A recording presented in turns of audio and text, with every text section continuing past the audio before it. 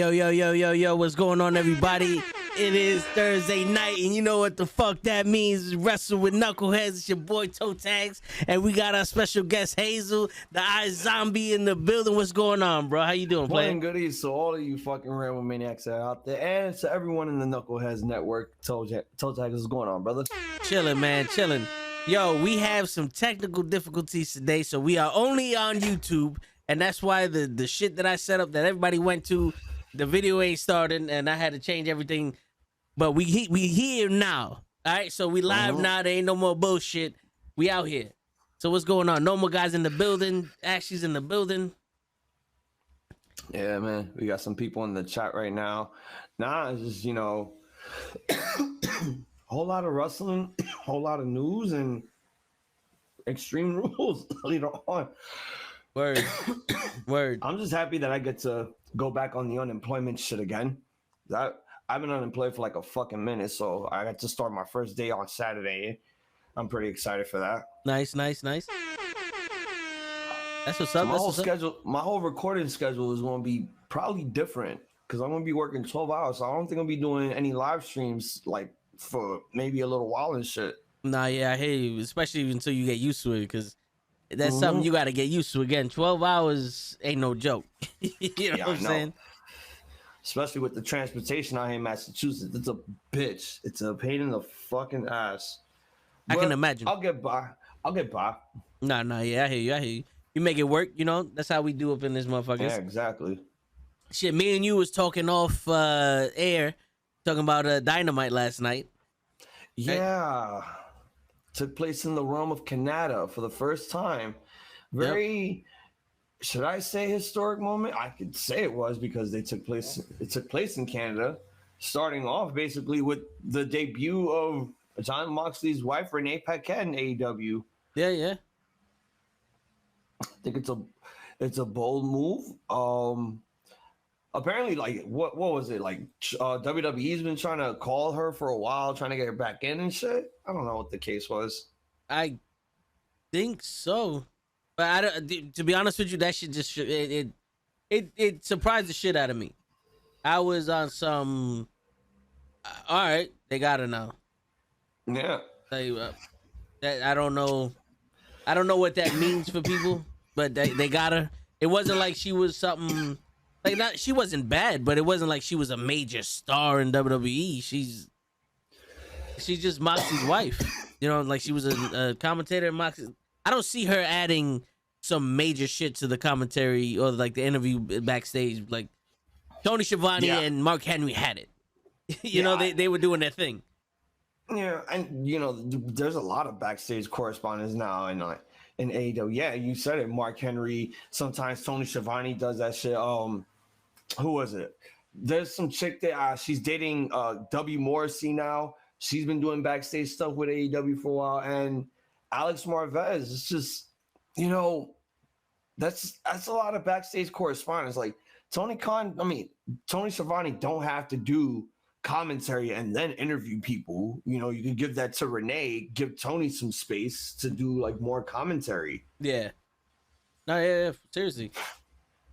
Because there's like 7 people on that commentary booth. Schiavone and them could take turns doing fucking fucking the backstage shit. What's going on, Young Wolf? Yeah, and it's so weird because so we can get this back up. All right, cool. All right, and then it's so weird because you have 4 people on commentary on Rampage. Like now, I feel like they just added Regal onto the occasion. Yeah, just to taunt, flaunt around with Chris Jericho, start like their little feud going on and shit. And I'm like, okay, I'd understand if it was 3. But why 4? We don't need that many people. What's up, Young Wolf? You got to scissor Young Wolf. Well, only because this is not my show. That could happen. Sometimes I'd be like, yo, wrong show. Because, you like, technically, you see me on Wednesdays doing the viewing stuff with Dave and Kenny. So it's like, Young will pop up, and he'll do that on Wednesdays. Sometimes he'll do it on my shows for Raw and NXT. I'm like, okay, wrong show. Like, you can say that for Wednesdays when I'm on the other program. Word. But when we're talking about office supplies, it affects all shows. How'd you feel about that comment that Corey Graves said? Did you hear it? Did I heard it. And the thing was, I was immediately distracted by everything else that was like going on, because sometimes I have other shit playing in the background that's muted. So that way I feel like, this show sucks. This show is boring. But I heard it, but I didn't feel like, oh, that was the biggest pop. But then, hearing it from like other people reacting to it and shit, I was like, okay, it's not really that big of a deal. Like, yeah. Swerve says something to Billy, on fucking Rampage before their match about DX stuff. I'm like, okay, that was cool too. I don't know. I was hoping, like, I thought, like, I heard Corey Graves said it. I was waiting for anyone in DX to say that shit. Then it would have been like, oh, word. You know what's funny? When he said it, I was laughing. He's like, oh, the other one's doing office shit. And in my head, I was like, I didn't put scissors and office supplies together. Because, you know what I'm saying? So I was like, is it because he's working backstage with AEW? And then I said, you know what, fuck it. It just went over my head. But then I see the big deal and I'm like, well, I don't understand why you couldn't just be like, either not say nothing about Billy Gunn or just be like, the other one scissoring people. He stopped telling people to suck it, and now he's scissoring people. Oh, and now you got this jughead of a lawyer, Smart Mark, now trademarking shit. I'm sorry if I'm coughing a lot on your show. No, this it's is all gonna be good. happening a lot. It's all good. It's all good.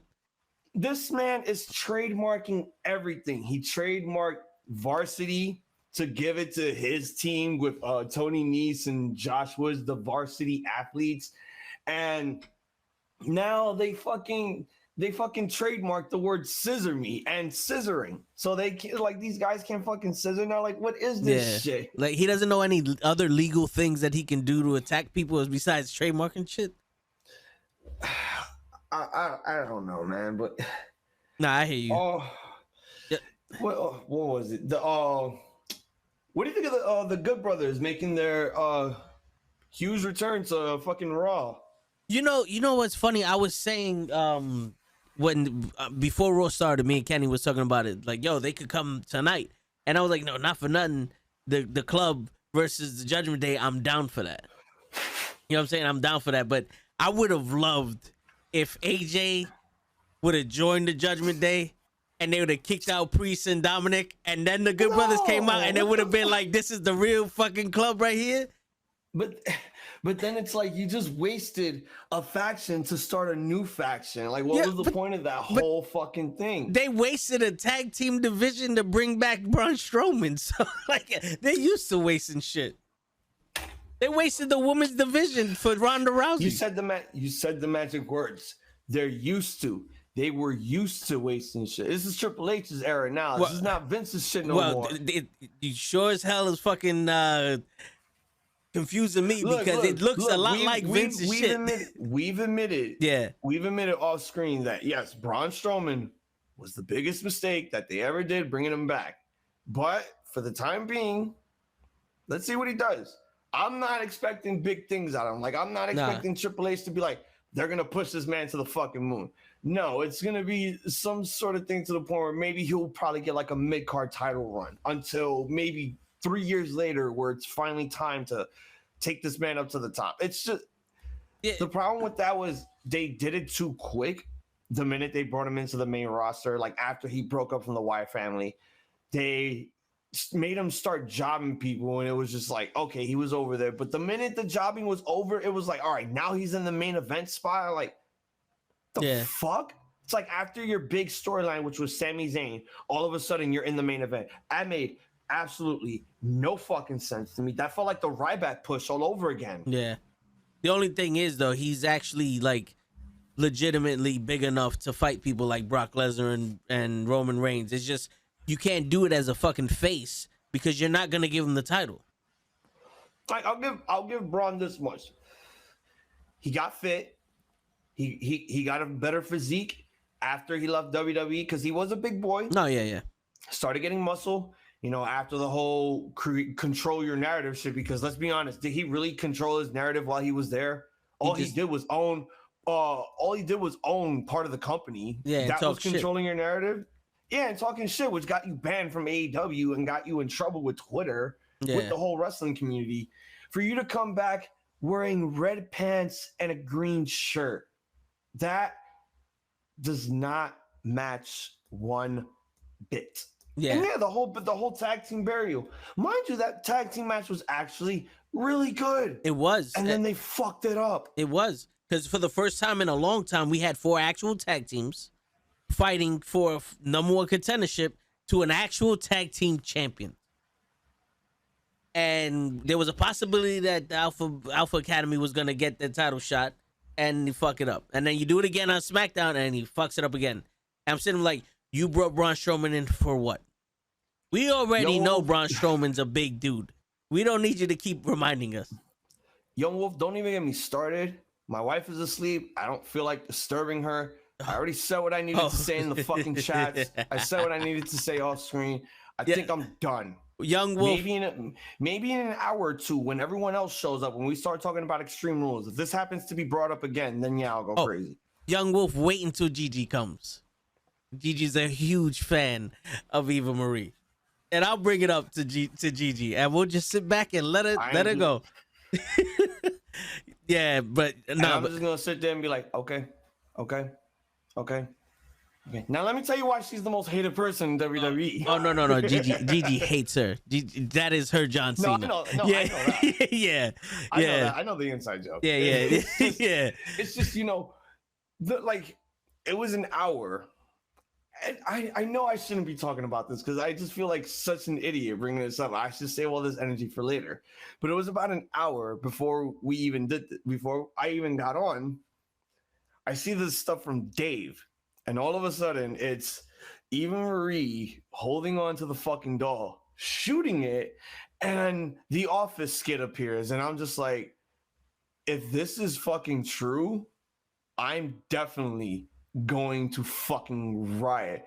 Everyone in my podcast knows, and like all of my closest personal friends, even you guys, everyone knows my deep dark hatred for this woman. Yes, I'll admit one thing, she did suck her way into the company. All right, there's no fucking way in hell that they looked at her as talent. Like, you want to put her to, she is worse than all of the other women who never won the Diva search. Yeah. Okay. She's worse than them. At least those women, had something. She can't talk. She has no facial expressions whatsoever. She can't sell. She can't take a bump. She can't even do not one simple move. The only thing that you're good for is posing. And that's all you ever been since you've been in this company. You have been nothing more than a fucking poser. It's true, because it's, you haven't, she hasn't even progressed in any kind of way in the ring or on the mic. She's literally eye candy. She is the bare minimum Sunny. There have been, and so you know this very well, there have been people that have lied their way into this business. And then there's Eva Marie. Yes. No, yeah. Okay. Yeah. Okay. I don't think she could lie for her life of how she got into this business. You have to, I think everyone would know the real reason, but she'd have to make up a legit excuse as to why she got in the company. Yeah. And the crazy shit is, I honestly think somebody saw her, like every other person in wrestling. No, but like in every other person in wrestling, whether it's male or female, someone saw her and go, she has a look. We need her. Let's put her in wrestling. And they saw her and she had no talent, and they said, but she looks good, so let's keep her. Let's figure out something to do with her. And it's still that whole, let's keep, like, bro, she has big tits, bought and paid for. She don't look that good to keep coming back. There are plenty of women out there that look way better than her that can wrestle, that you could bring in. Like, you don't need her. I bet $100 if we find a yearbook picture of this woman, she would not look like what she looks like today. Doesn't. Dude, when you look at the pictures that she did before the Diva Search shit, The ones that they exposed her on in that TV show, Total she never Divas. even did the Divas search. She was in Total Divas. Yeah. The pictures they exposed her on in Total Divas. If you look them shits up, she looks completely different. She did something to her face. She did something to her boob. She did something to everything. My thing is like Sunny at least can speak, and she had a presence. She can put on a show. Eva Marie is just standing there, and at that point, what's the point of you being there? You know what I'm saying? Like you can do porn and just stand there, and people get off to that. You know what I'm saying? But like, in wrestling, we need more. Like we demand more than that. It's like, who do you choose, Sable or Eva Marie? Pick one. Pick one. I'd go with Sable. I would go with Sable too, because at least she can wrestle a man. No, I mean, not even that she can wrestle a man. She just made everybody made her look good, even though she just couldn't. She just didn't want to, do the training and take a bump. Eva Marie could not make herself or anyone. Nobody can even make Eva Marie look good in a match. But that's why I was saying is because the matches she had with Mark Mero were actually pretty good, and that's because of Mark Mero. She can at least dance with someone who can lead. Eva Marie can't even. There was also some women that wrestled Sable, and all they had to do was make Sable look good in the ring. Luna Vachon, I believe. Luna Vachon, prime example. Yeah, prime example. But Luna Vachon she's what, third generation wrestler that not a lot of people. She's Jacqueline. One of the top. Yeah, they're the best wrestlers in the women's division, especially for that time. So no one can help you. No one can help her. I'm just saying, like there's no progression there.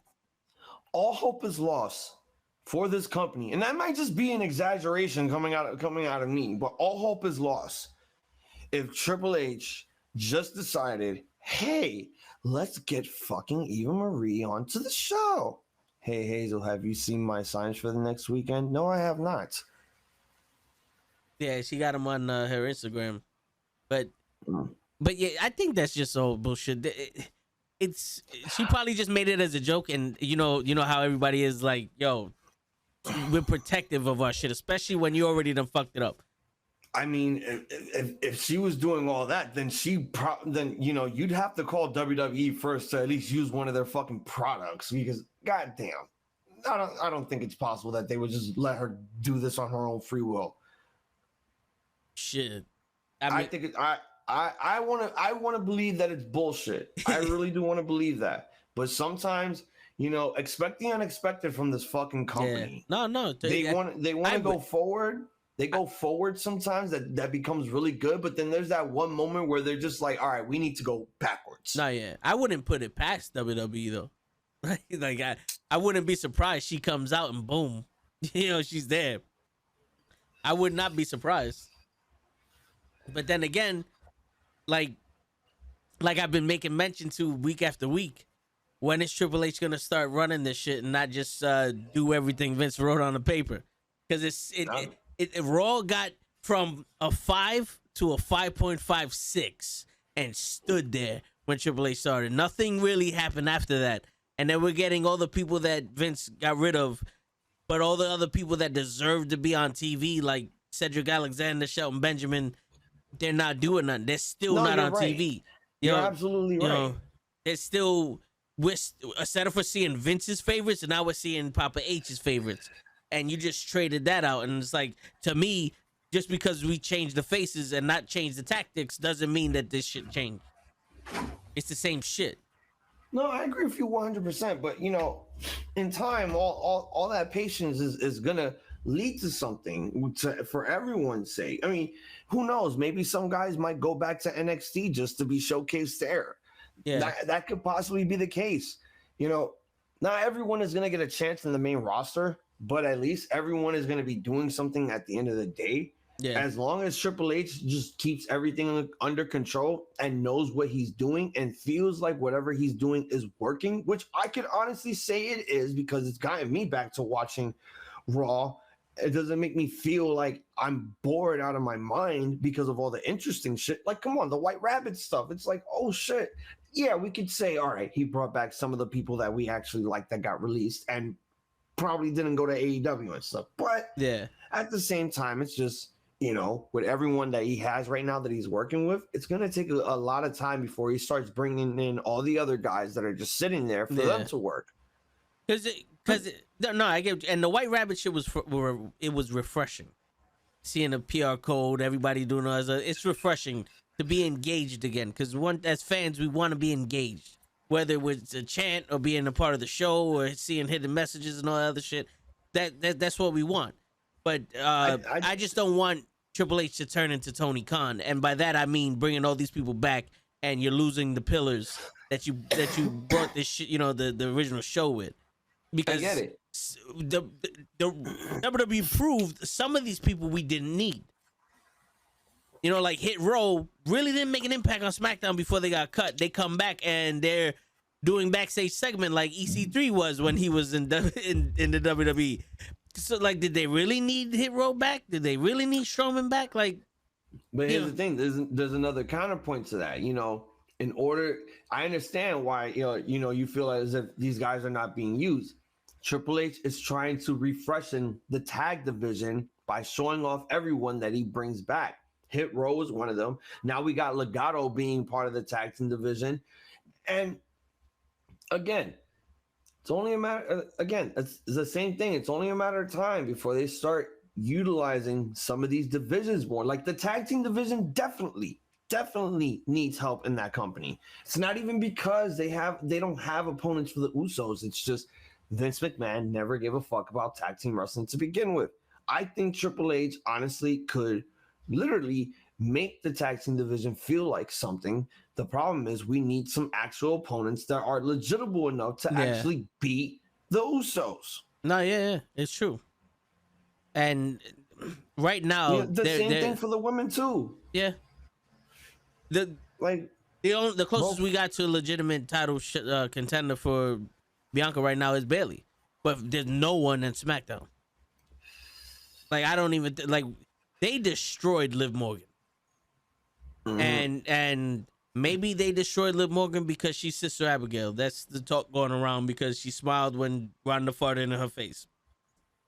But my thing is like, once you get someone disinterested in a character, just because you put her with somebody else doesn't really mean that people are going to be interested now. Yeah, I agree. For that. And my whole thing is like the whole White Rabbit thing, and everyone's basically like now putting names in a hat on who every one of these people are dressed up in the costumes, and I like some of the theories here, but some of them don't seem legitimately possible. It's only a matter of time before they start unmasking them one by one or all of them. Like, yeah, maybe Sister Abigail could be Liv Morgan. Yeah. I don't know. No, yeah. From what I'm seeing right now is, oh my God, something cool is happening. But then again, like, didn't we have a lumberjack match where zombies were involved because they were promoting a Batista movie and nobody liked it? Nobody gave a shit about it, and they were like trashing that shit hard.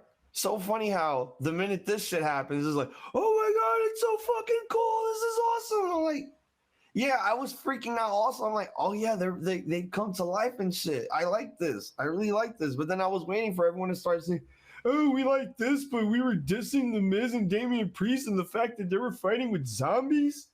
What the fuck is wrong with us? And I'm like, oh, well, maybe that guy has a point. But then again, it's wrestling. Yes. Some things hit, some things don't. You could do the same thing twice, and the second time it hits, the first time it doesn't. But Dave, I was freaking out. You know why I was freaking out? Because all that shit happened when there was a live crowd. Yeah. We just saw zombies with no crowd. And I think that's why people gave it shit. Because like, oh, it didn't feel right without a fucking crowd. Yeah. And also the thing with zombies is that came out of nowhere. That was announced the day of or the week of. And it's like, for what? Like, in all honesty, the White Rabbit's been what, 2 weeks now? 2-3 weeks? It's been clearly a month because they were doing all these QR codes and tidbits and shit. Yeah. So we got to that point where it's like, all right, who is this motherfucker? And then right when they got us to the point where like, all right, this is starting to become too long. Then they go with Bray Wyatt and other people because we were speculating that this was going to be a group again. So now we got Bray Wyatt. No, now that we got Bray Wyatt, now we can speculate other people, and I would love to see Bo Dallas back, but you know, you keep the QR codes coming and all other shit. It's something to engage people. I'm pretty sure we're not gonna see Bray Wyatt for a while, at least not wrestling. Well, they said he's gonna appear on SmackDown tomorrow, which really pissed me off because I'm like, why did I literally waste 3 hours watching this stream for them to tell me, oh, Bray Wyatt returns tonight. He returns tonight. For them to show me a fucking package from Extreme Rules. Yeah.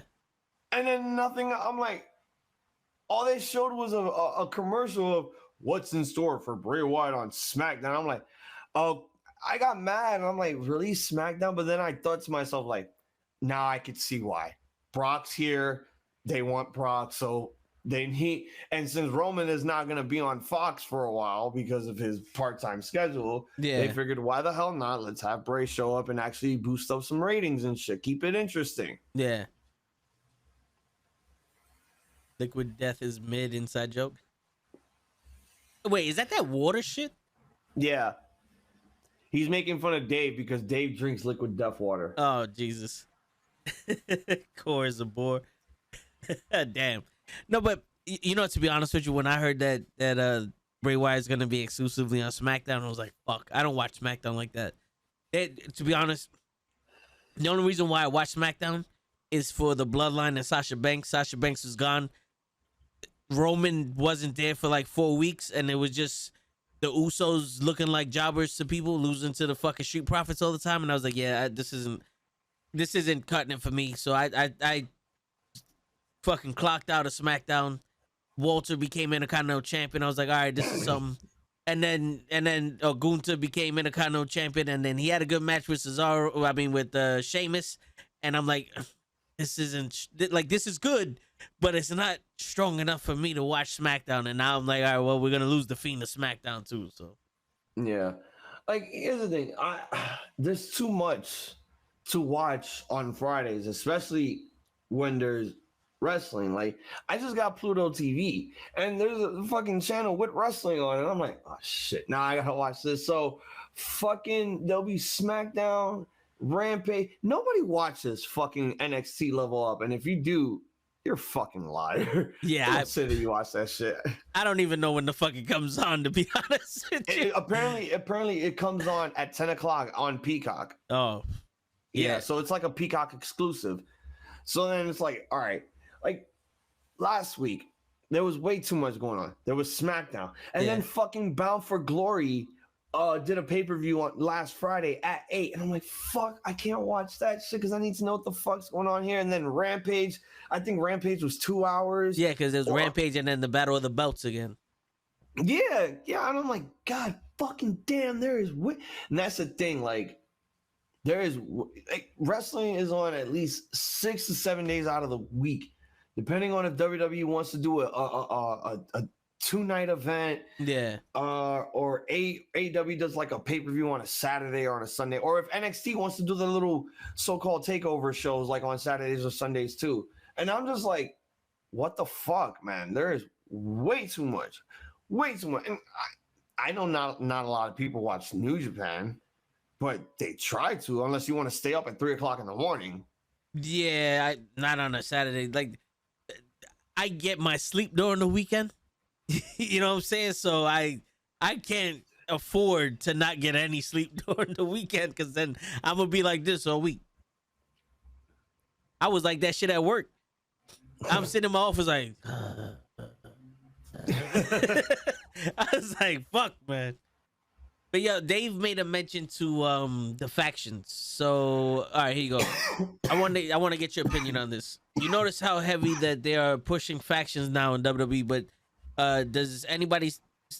I don't see anybody complaining about too many factions like they do with AEW.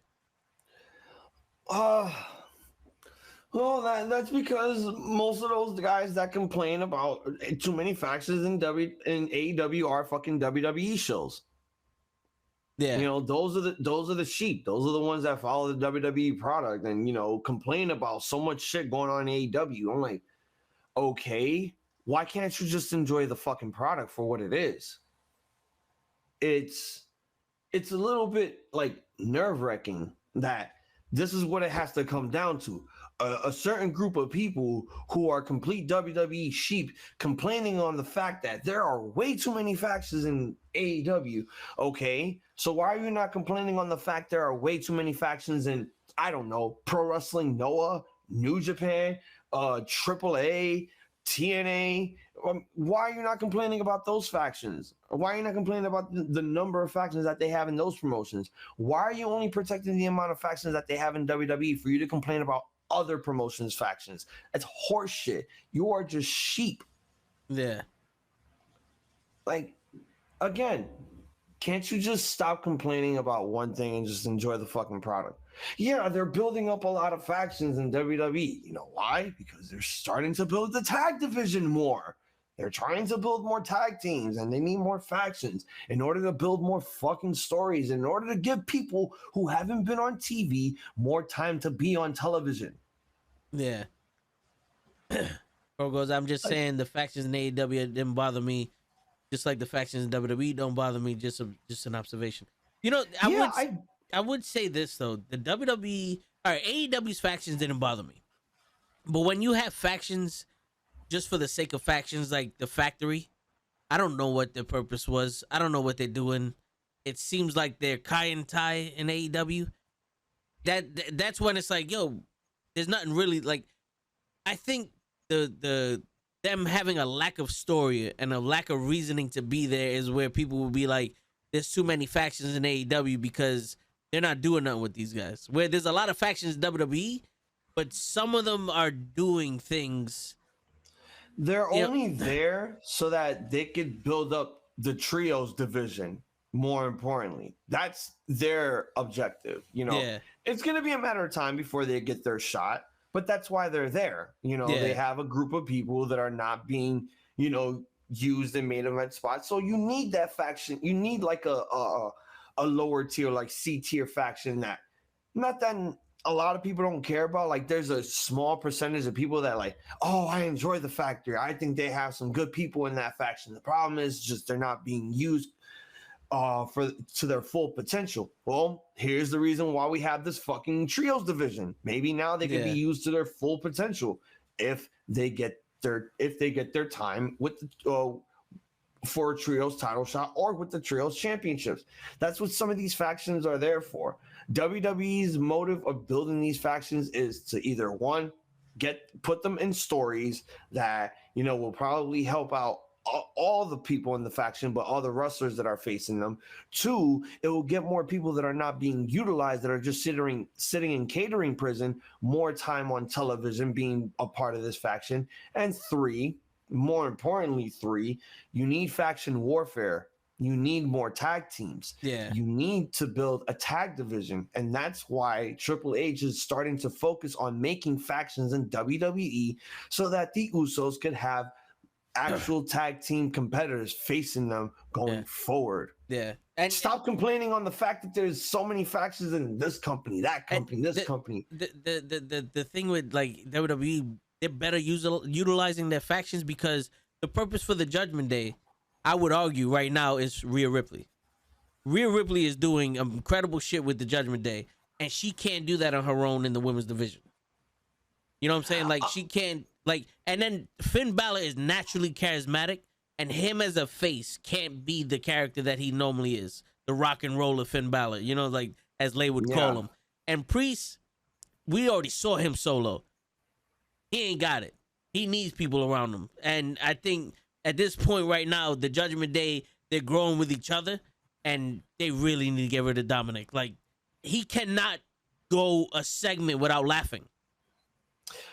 Have you seen that? He's trying to tell his father that he's a piece of shit and you're laughing? Like, bro, what point do you take this serious? You know, I've been asking for this for a long time, and you know, be careful what I wish for, right? I thought maybe they would give Dominic some character, but it turns out that he doesn't even have that character. He has only one facial expression. Yeah, he's a good competitor. That's not his downfall is that he just can't act. He cannot act for the life of him. And the only thing that's like saving him is the fact that he's, surrounded by other people with more experience in acting and theatrical work. Finn Balor has all the charisma, Damian Priest is the muscle, and, Rhea Ripley is the person who, cleans up the mess in the whole situation. Yeah. Dominic is, why am I looking at Baron Corbin's long lost son playing a waiter at fucking TGI Fridays again? I feel like I'm looking at the Constable all over again. Yeah. It's like, it doesn't need to, like, he doesn't need to be coming out with Judgment Day wearing a fucking vest. Yeah, and another thing, that's the only thing that's the main thing that is literally saving Dominic right now is his last name. Second is his wrestling. His wrestling is getting better. He's learning every day when he steps into that ring. But it's his wrestling and his last name that is saving him. Everything else right now is just absolute exposure. Yeah. And it's too high of a level to be being exposed like that. Especially when Rhea Ripley went from being shit, we bring her up from NXT at the wrong time. Now we don't know what to do with her. Put her in tag team matches with anyone. To now she's flourishing. Like this, we're seeing the best Rhea Ripley we've ever seen on TV. And then Dominic's sitting there laughing. And he's not laughing because he's a bad guy. He's laughing because he literally can't fucking keep a straight face while holding the mic. Like, those people that the minute you say action and the camera comes and they just start laughing because they're like embarrassed because they're in front of the camera, but outside of the camera they can do everything. I get that vibe from him, and I'm like, yo, bro, I don't know what's the problem here. This is a father-son dynamic. Any grown man will be able to relate to this story, and you're fucking it up. You're fucking this up. I mean, Jesus fuck, man. Look, the kid still needs more work. Maybe the heel turn could work. I don't know. The only thing is we need to get this kid into some acting classes and get him to show different facial expressions, because every time it's the same thing. And if there's one thing I'll give Dominic so much respect for, the minute he starts talking on the mic, he knows he's getting the go away heat, and he's playing it cool. He's playing it cool. He's taking it in, and he's not letting it get to him. What? There's there are a lot of guys. There are a lot of guys in this business, not just in WWE. There are a lot of guys in this business that get go away heat and just can't take it. Yeah, because they know for a fact that you're not. It's not even like you're not welcomed here. You're not very well liked. Yeah, in and outside of the business. There's only one thing worse than go home heat, and that's silence. Yeah, and I'm pretty sure he's on some. As long as I'm not getting silence, I'm good. His dad has been in the company for over 30 years. You'd think he would pick up some shit after your father. But you know what the thing is, we noticed, like, I don't know about you guys, but I know it's like in sports or in wrestling, if the father was an amazing athlete, the son is not as good. Or vice versa. If the father's not as good, the son flourishes. For some reason, you can't have back-to-back fucking megastars. Yeah, like Ray's not that good on the mic. He's admitted that. He sucks at cutting promos. Yeah. He sucks at it. But, his in-ring work makes up. He's not that bad of an actor. He shows expression. He shows, depth in his characters every time. Dominic is just the complete opposite. He can wrestle, but he cannot talk. He can't even act. It's just, and I've said it plenty of times, like, not everyone could have everything in wrestling. You can't do it all. You can't just be that total perfect package, because that's just impossible. Yeah. That is absolutely impossible. And you wouldn't, You wouldn't fit in if everybody had their total package. There's only a select few that they would take because you have to put your company behind one or two people. Everyone else is, they have their place in the card. The one thing about Ray, he may not cut a promo, but he can definitely tell a story in the ring. And to me, I think that is way more important than cutting a promo. If Dominic can have a match with anyone and tell a story in that ring, I wouldn't give a shit about him laughing. But it's like, yo, bro, you haven't earned laughing in the ring.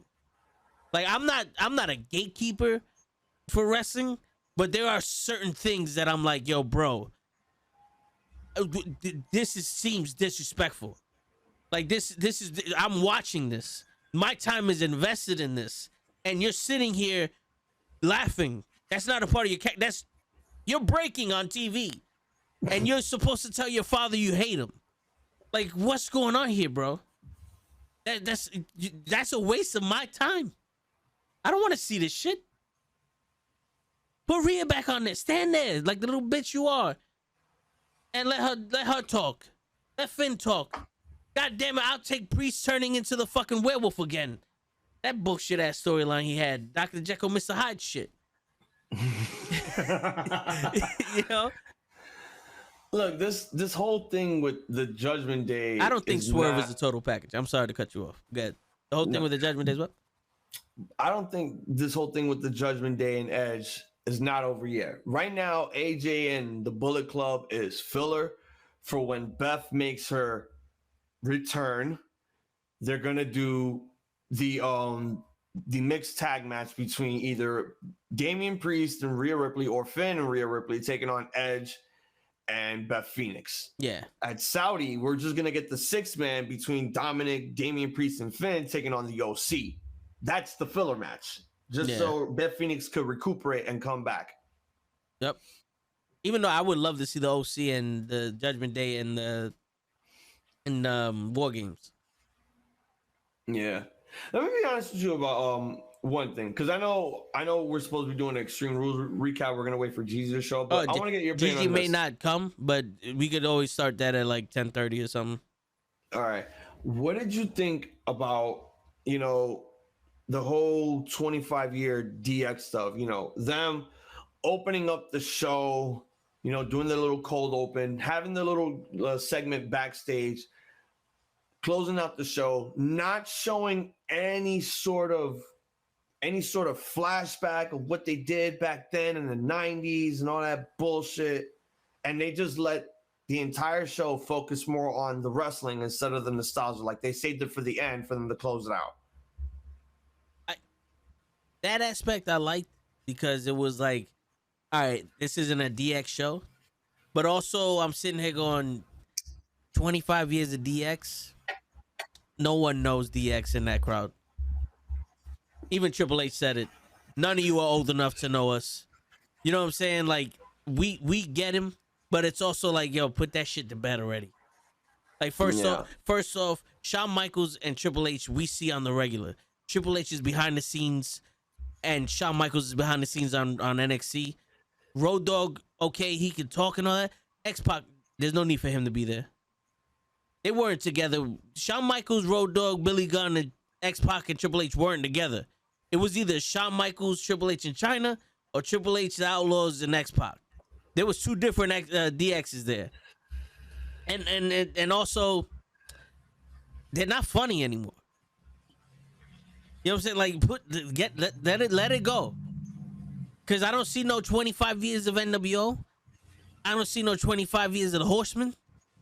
It's like, let it go. Where's the 25 years of the APA? Like, let it go. Let it go. You want to make cock jokes? Let someone else do it. I'm pretty sure there's people nowadays that have enough charisma to deliver a fucking joke. We don't need to keep going back to, if you're not gonna wrestle, don't be on that TV. Yeah. My thing with it was like, okay, this is something that I wasn't expecting, but I'm glad that they did it. They focused more on everyone that was on the roster that was participating on the show. Yeah.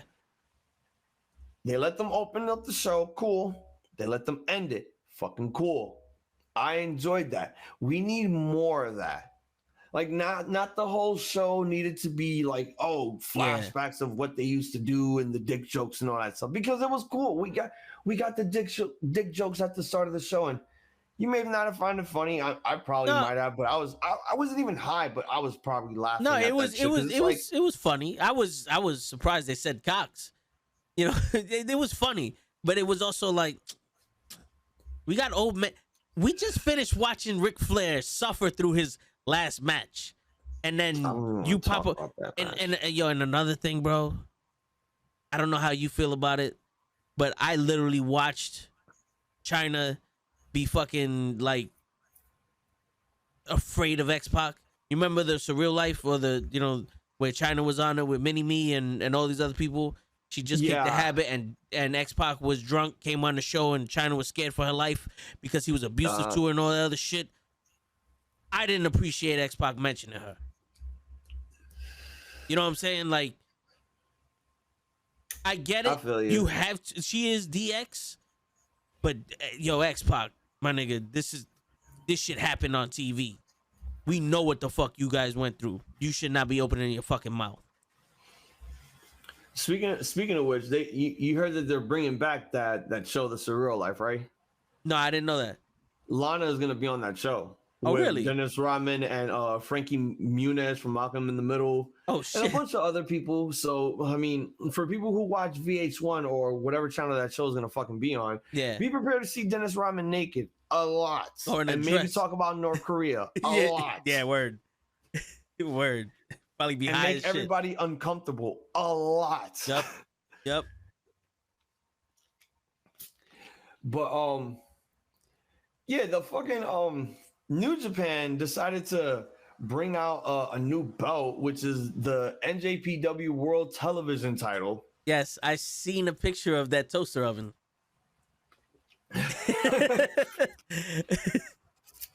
I don't hate it. I don't hate it.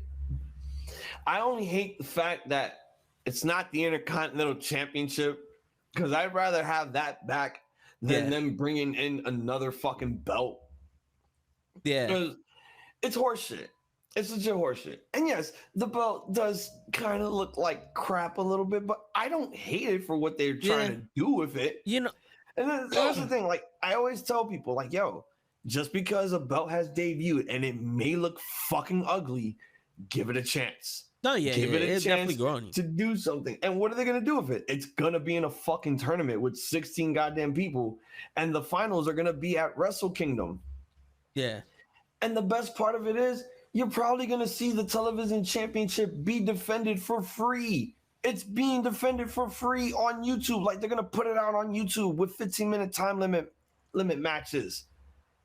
They're going to put that shit out there for everyone to watch. So enjoy that. That's dope. Fucking enjoy it. Yeah, yeah. The one Like- thing I would say, it looks like a 1970s style belt. Yeah, it looks You know- it looks like an old, antenna TV from the 70s. I get Yeah. it. It looks like No, it no, looks I'm like talking, you're like, you know how the titles looked back in the days, where like there was the skinny ass strap and the big ass gold piece and all Yeah. like they looked like, for them that shit was dope for what they had, because they didn't have a lot of the shit we got now.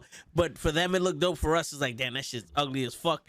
Where it's like that, it looks like that would fit in that era, that Like, style of belt. I get that the belt looks like your fucking stepdad's weight belt from 50 years of all that sweat drenched in. Like, it was Yeah. white, and then all of a sudden from his sweat it just turned brown. I get it. Yeah, yeah. But still, give the belt a fucking chance. It's an opportunity for New Japan to try something new.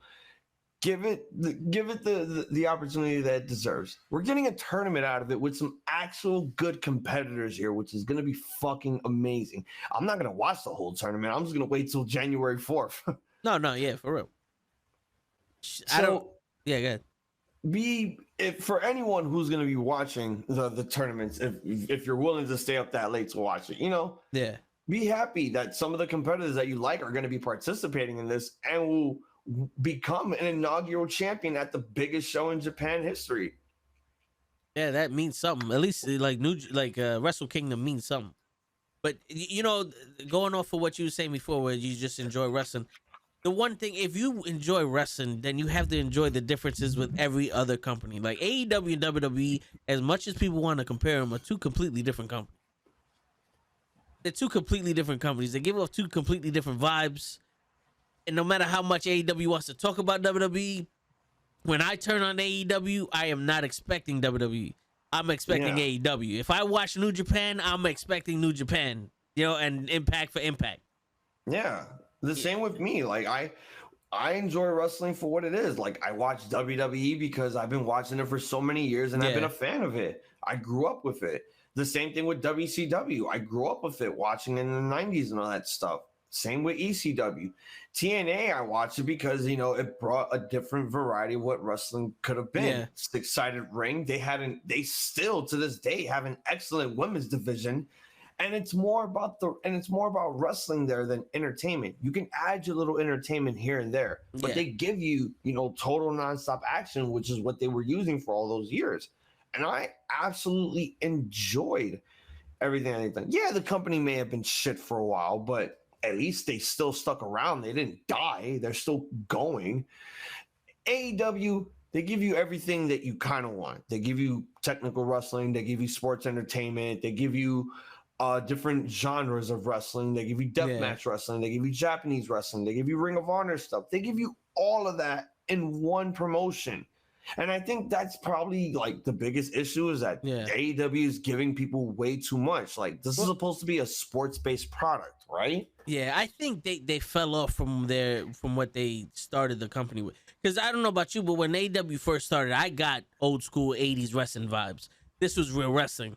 You know, the wrestling was more important than anything else. And now you get the cookie cutter, you know, stories and the sports entertainment from the people who are forcing sports entertainment because they weren't properly trained in the way WWE does it. You know what I'm saying? And it's like, there's one thing to make fun of the WWE and another thing to emulate them. And they're trying to emulate them without actually having any knowledge. That's like us trying to be cops. You know what I'm saying? Like we never went to training academy or anything. We just pull up. All right, give me your license registration, motherfucker. You know, there's procedures that we gotta follow that we don't know nothing about. You know what I'm saying?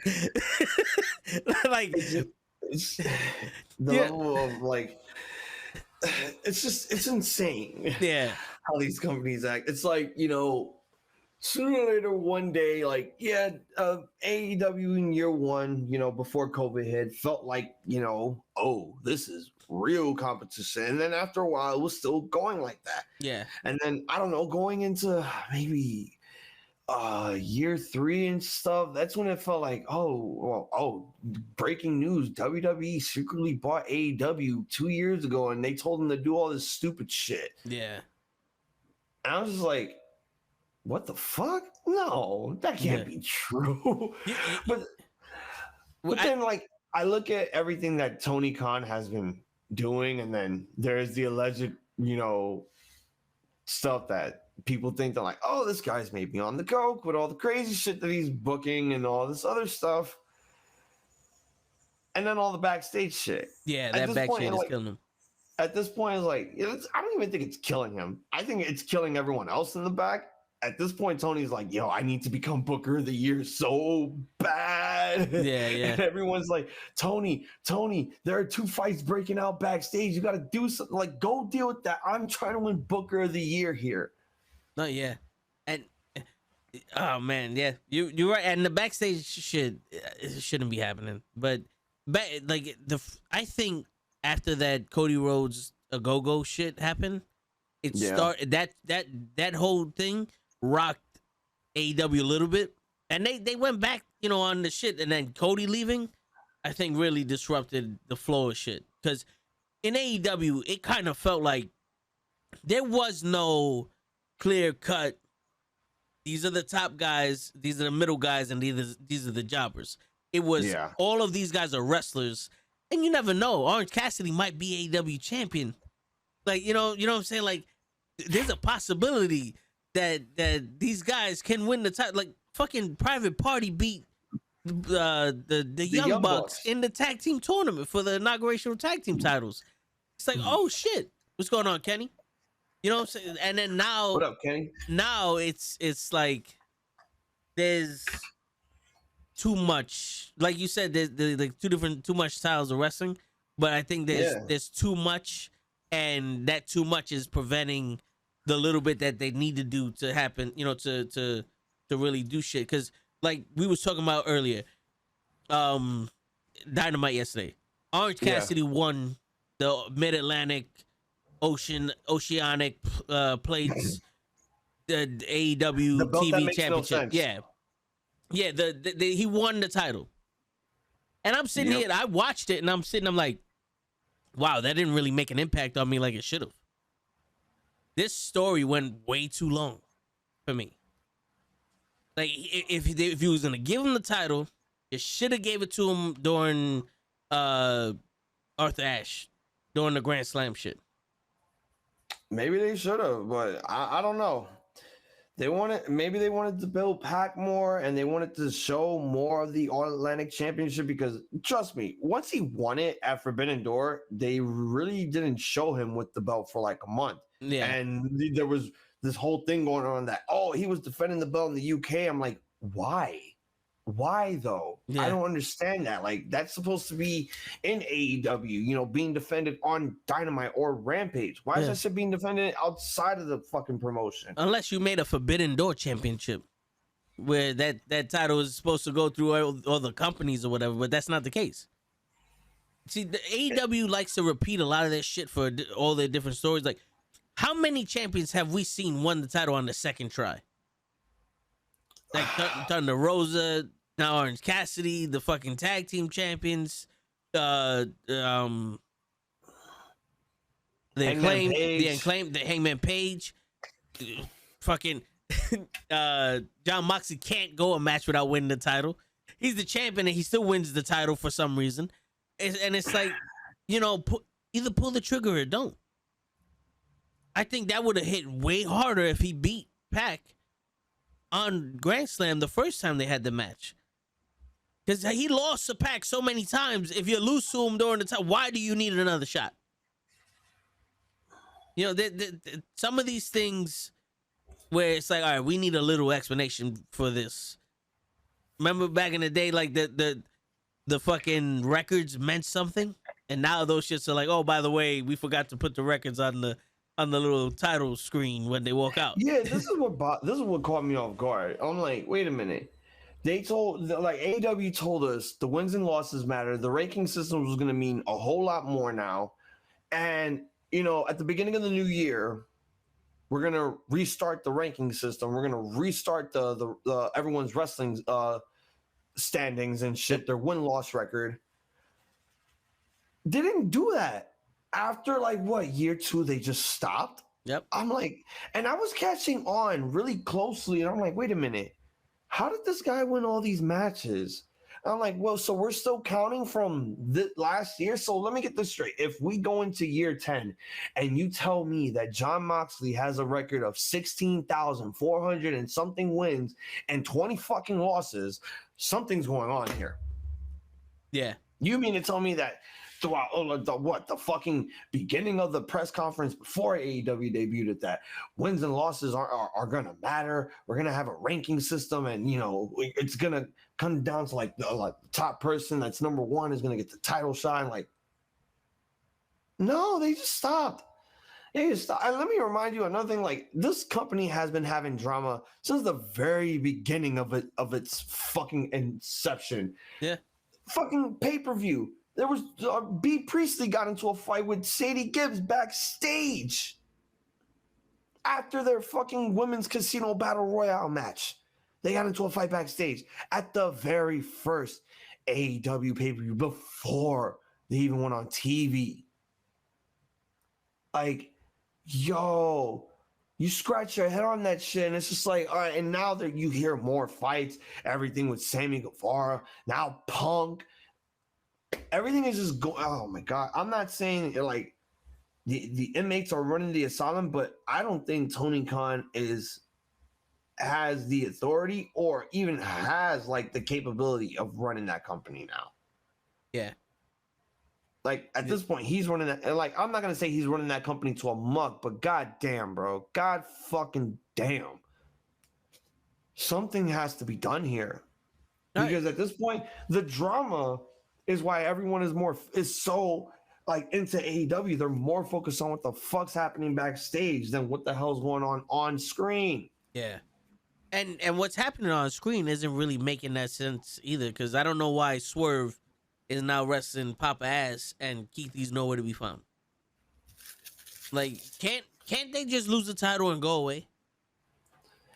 Yeah, like why is it that Andrade had to go home, but yet they still kept Sammy in the match for him to actually get the win? And not for nothing, I heard Andrade talk about how he's been in this company for a year and literally he's been doing the same shit since he started in this company.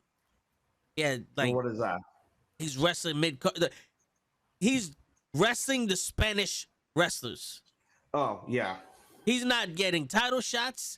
He's not becoming any kind of TBS champion. He's still in the same spot. They just said, fuck it, bring in Roosh and wrestle Death Triangle until you fucking die. He has not moved from that spot since he's got there. He took over Matt Hardy's group, which did nothing to begin with. And it's ruining the Private Party and the Butcher and the Blade. And he's still there. And we see Roosh fighting the same person, and then it's Roosh and Andrade versus Lucha Brothers. I don't know, man. It's just... And it could be so much better. It could be. It could be. Like I was telling you off air about the whole Jericho versus Bryan Danielson. Yeah. Well, I was saying I would have loved for them to cheat and beat Danielson like they did, but Garcia comes out and challenges Jericho to a cage match. They do some shit. Bryan Danielson's with Garcia. He gets in the cage. It's a swerve. They lock Danielson in the cage, and Garcia is beating up Danielson because you know that the next stage of this rivalry is gonna be Garcia and Danielson. So why wouldn't you make it that personal in the beginning?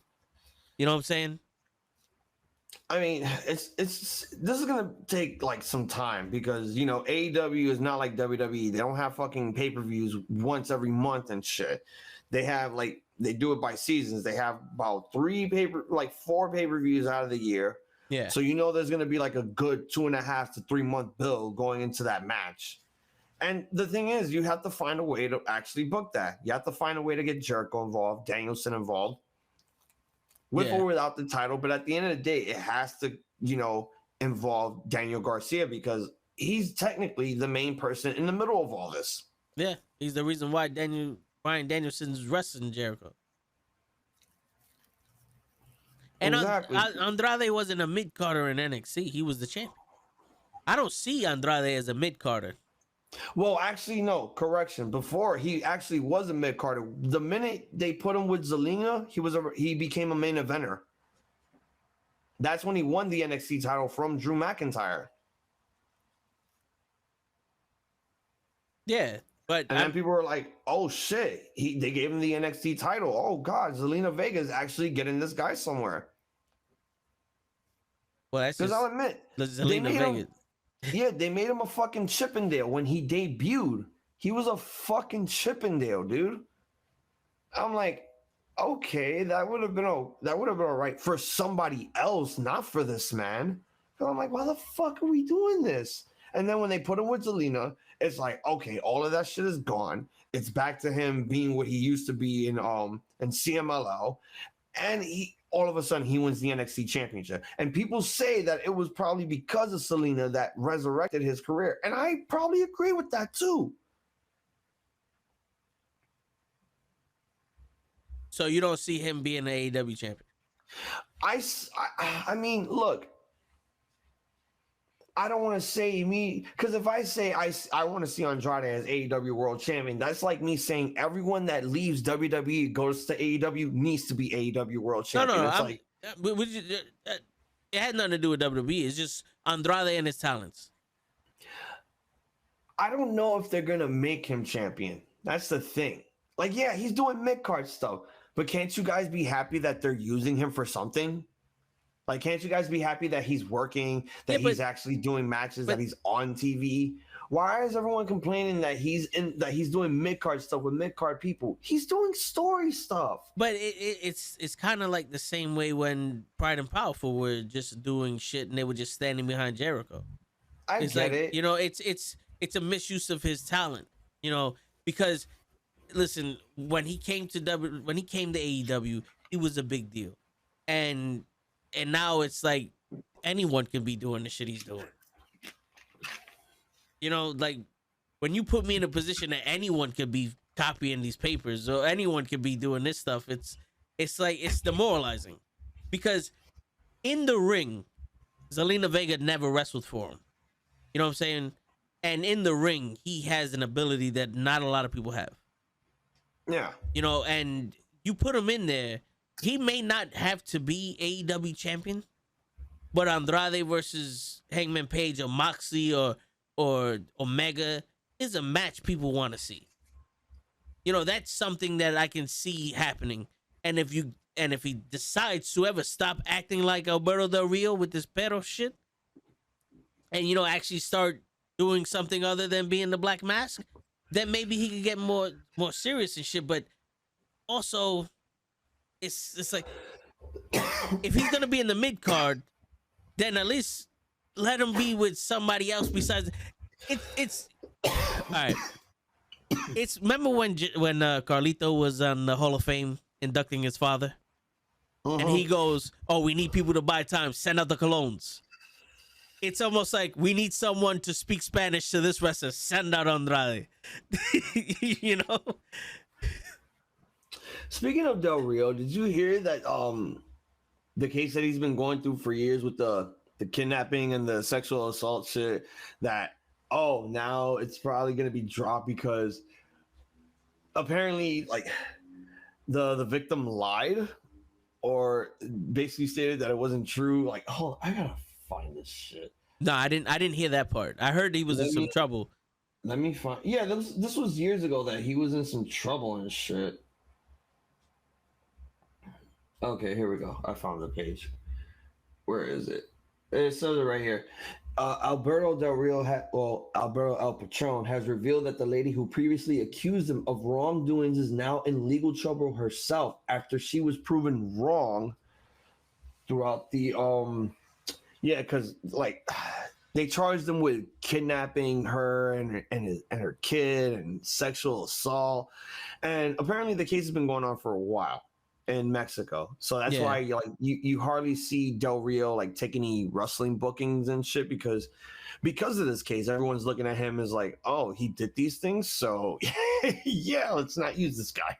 Yeah. But now it's coming out that these accusations were probably falsely accused, they were wrong, and all that shit. I don't know for certain if this is like 100% legit, but if this is what it is, then I'm hoping we get more updates coming within the weeks. I'm not saying that, oh, hey, Del Rio is going to be, free from this. Everybody should love him again and, wait for him to come back to wrestling. No, I'm not saying that whatsoever. I'm just saying, like, wait for this shit to play out. If you guys still have respect for Del Rio, you still respect them.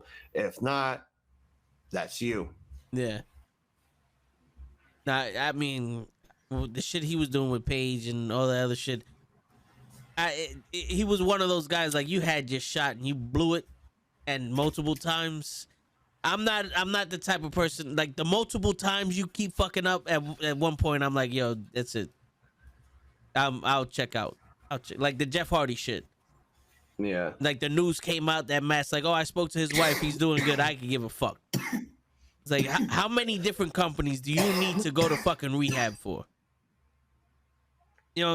But that's not the topic of discussion for today. But that's just one of those things. It's like at some point I'm like, yo, all right, I'm done. I'm pretty much done. Let me say my thoughts real quick on that, and then we'll jump straight to Extreme Rules. Like, honestly, like, I have all the love and respect in the world for Jeff Hardy and his wrestling career and everything that he's done for over the years. But at this point, you could tell me that he's doing okay, that he's not doing anything, but you know, give me a year. Once a year hits and I hear that he's still like sober and clean, then I'll start clapping. Because at this point, you know, Jeff Hardy is like a ticking time bomb when it comes to all this substance shit. Yeah. So it's only a matter of time, you know, if they ever do bring him back, which could be the possibility. I could see them bringing him back, but they even said it like, this is your last chance. You know, you fucked this up. You're done. We're never bringing you back to the company ever again. So now Jeff is walking a very thin fucking line. Yeah. And again, I don't want to see Jeff go down that narrow path. That's why I'm not clapping or applauding or praising that he's doing better, he's clean, because it's only a matter of time before he fucking relapses. And when it's a year later and he's still sober, that's when I'll fucking clap and applaud, be like, okay, great job. Now keep doing that for another year and go wrestle. And don't fuck it up. No, seriously. Because he left, like they kicked him out of the WWE because we all saw the video of him and Drew McIntyre in the ring. He looked out of it. And then he came to AEW and looked like he was still out of it. But here's the thing, though. He still did the drug test. They found nothing on him. And yeah, WWE still offered him to go to rehab, and he said no. Yeah. So I don't understand what the fuck was WWE's problem with that. Like, I don't know, man. Like, that company could be very fucking confusing to a point. It's like, okay, the guy fucking walked out of the barricade. Like, so fucking what? I saw the video. He didn't look belligerent. He didn't look inebriated. He looked like he was walking out of there perfectly fine. Maybe he hurt something. Maybe something got hurt in his body. I was talking about during the match. Did you saw the house show? It was the 6-man tag. That was what I was talking about. I was like when he was in the ring. Oh, I didn't see the ring stuff. I saw when he went through the barricade and left. No, yeah, like he was in the ring, and I think he stumbled or some shit while he was supposed to wrestle. Like he was getting thrown in the ropes, and he stumbled, but it looked like he was intoxicated, like he was wrestling Sting all over again. But at that point, that's when Drew, I think, tagged him, and they got him out of there. Like he was on the apron. I didn't see him walking out. I just saw that part. Okay. Yeah, but listen, man, like I said, this is his life to fuck up. But when it comes to the wrestling shit, it's like, I don't want to keep seeing this shit. I like the last thing I want to see is someone fucking die in the ring. And especially I don't want to see somebody get hurt because this guy's fucking intoxicated. Like, we already saw this guy high as fuck, wrestling his thing. You know what I'm saying? Yeah. I don't need to see that shit again.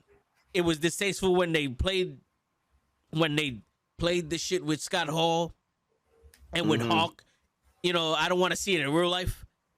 So that's why I'm like, yeah, fuck that shit. But you want to get to Extreme Rules? Yeah, let's get to this shit. I already have the results here with the times. While I have it playing in the background right now, just want to remember everything that took place. This might take a while too. So yeah. Well, I know the first match was the Brawling Brutes and Imperium. Yeah, I have it in order here. We're gonna start off with that match, the good old fashioned Donnybrook match, which was the Brawling Brutes, Sheamus, Rich Holland, and Butch taking on Imperium's Gunther, Ludwig Kaiser, and Giovanni Vinci. This match was actually 17 minutes and 50 seconds, the second longest match of the night. Real quick, Pro likes to start problems, so we'll talk about. He goes, "Why does Jimmy Uso get a pass after 2 DUIs? He could have killed someone. Didn't they strip him of the tag? Didn't they take him off TV and his wife's been off TV too? Like they did punish him. He hasn't done anything inside the ring. That was outside the stuff. Like I don't remember him burning down his brother's house and killing the dog. I don't remember him stepping out on live TV high as shit, wrestling Sting. I don't, you know what I'm saying? Like a DUIs, yes, he could have killed somebody and he got in trouble for it, but apparently he ain't doing it no more. 2 times versus like how many times for Jeff? At least 6 or 7 times in 3 different companies. I mean, probably 8. Yeah, like Probably 8. That's not because really.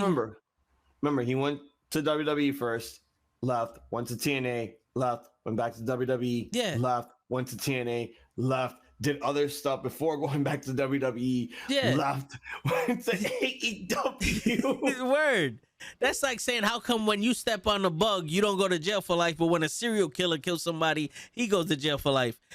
There's two different things. Still doesn't answer my question, though. It does. He didn't get a pass. He got in trouble for it. He was taken off of TV, and then now he's off of it. So, bro, I get it. Jeff Hardy should never get in trouble. Yeah, this guy's not getting like a paid suspension leave. They're paying for his rehabilitation. Yeah, that's what they're doing for him. But like he should never get in trouble. Like, he should be able to go out to the ring high and dangerously, hurt somebody. He should be able to burn down houses because he's intoxicated. Like, he should be able to, drive also intoxicated and all that. Like, I don't know where the line is drawn here.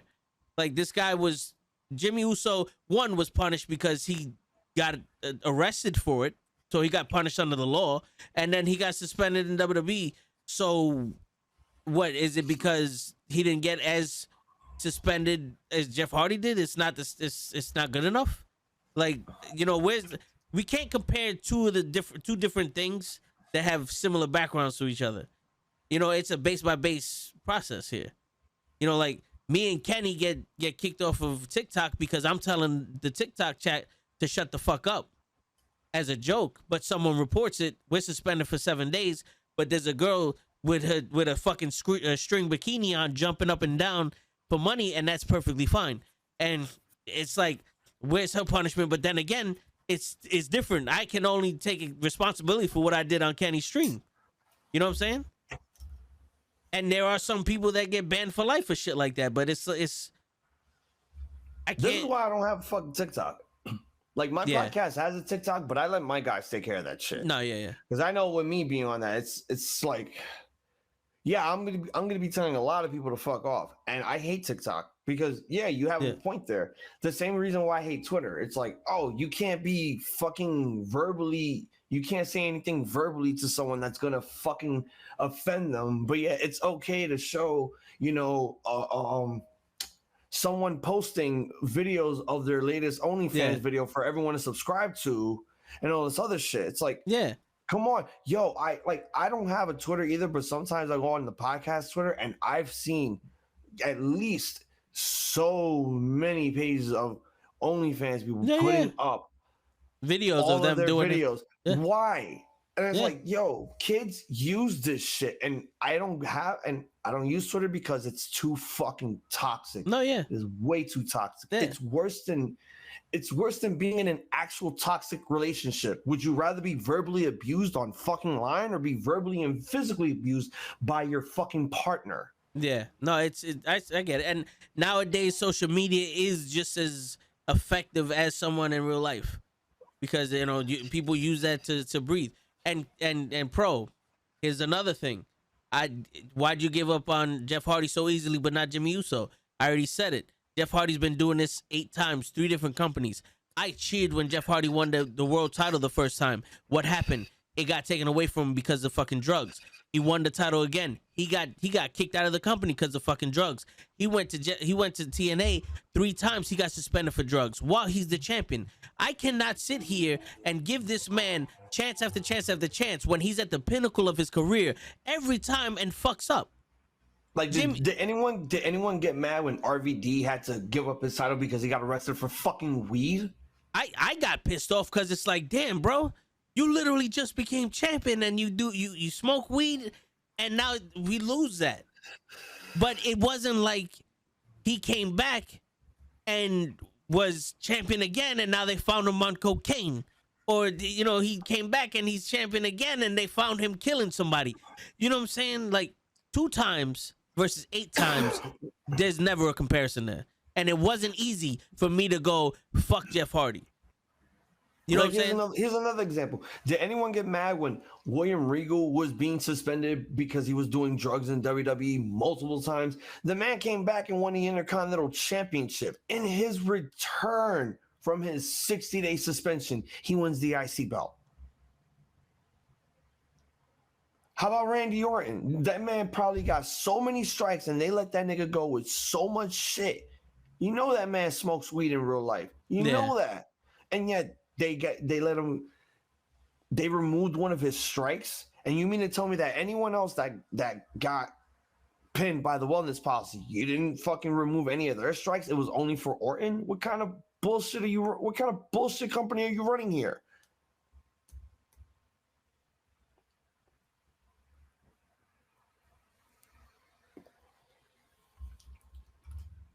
Oh, okay. I thought you froze for a minute. No, I'm reading. You don't think the number of times you just so let me ask you a question. So if someone hits their wife one time and she goes, all right, I forgive you, every other time he hits her, it's okay? I mean, you should be asking Stone Cold Steve Austin that question, not me. No, but you know what I'm saying? It's like, you know, the reason why you give a child a second chance is to see if they learn from their mistake. When they keep making the same mistake, they're not learning from their mistake. And at what point do you go, well, I can't teach you nothing. You have to be like, I have to let you go. Like you said, Hazel, this is a toxic relationship now. All the emotion and the effort that I put into this man, cheering for him so I could see him succeed because I grew up with this man and I was a fan of him, to then have that take away from me on TV and his life multiple fucking times. It's like, yo, bro, I can't deal with this shit. I have to have standards. I have to have standards. I can't just sit there and go, because he's him, he can do whatever the fuck he wants. That's fine. But I also have to have standards for who I'm going to invest my time and my energy and my emotions in. This is in real life and this is in entertainment also. It's like I was telling Dave yesterday. You think you know a person, you know, on TV, but then off that shit, you don't know what the fuck they're doing. You don't know if they're out there actually, you know, committing assaults and shit. You don't know if they're committing murder. You don't know. You just see what you see on TV. You don't know what these people do outside.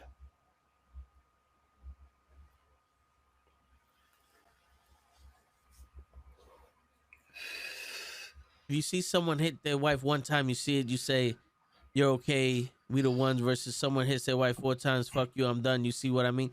No, because if I see someone hitting their wife, there's a problem the first time. And I didn't sit here and go, oh, Jeff Hardy got popped for fucking taking drugs. And it wasn't weed.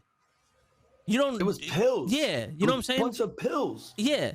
And even like Kurt Angle, like I don't go, oh, well, he got popped. It's okay. Because, you know, guess what?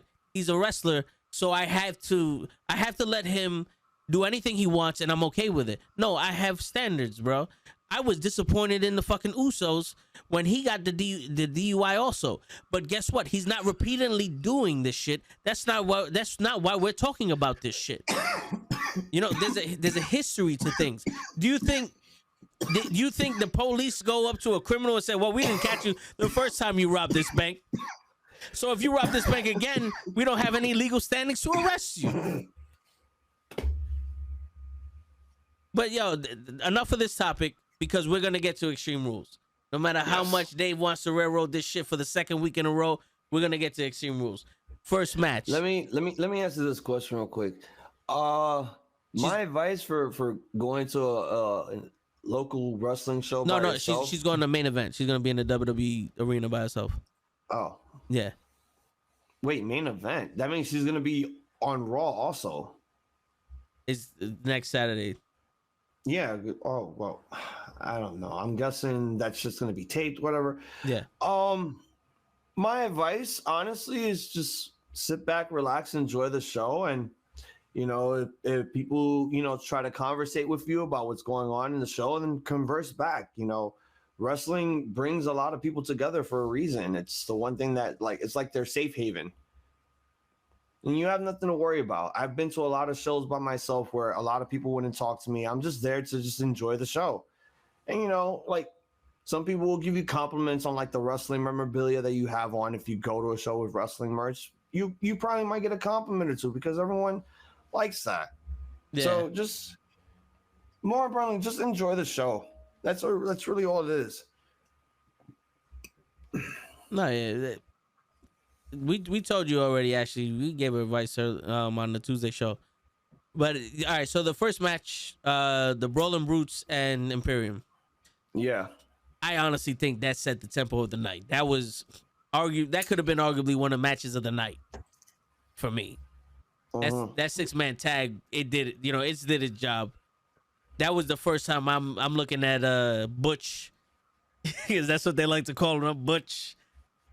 I hate that name, but I guess that's what I'm gonna have to be. Well, Pete Dunne. I'm gonna have to start calling him. Yeah, but like they let him do his thing. Like everyone had their moments, and that's the type of WWE wrestling that I'm looking for. It's like you can have your stories, you can do your little shit like that, but in the ring, I want that substance. You know what I'm saying? Like they told the story without telling. I would have loved to see that on SmackDown and the Intercontinental title being defended on Extreme Rules.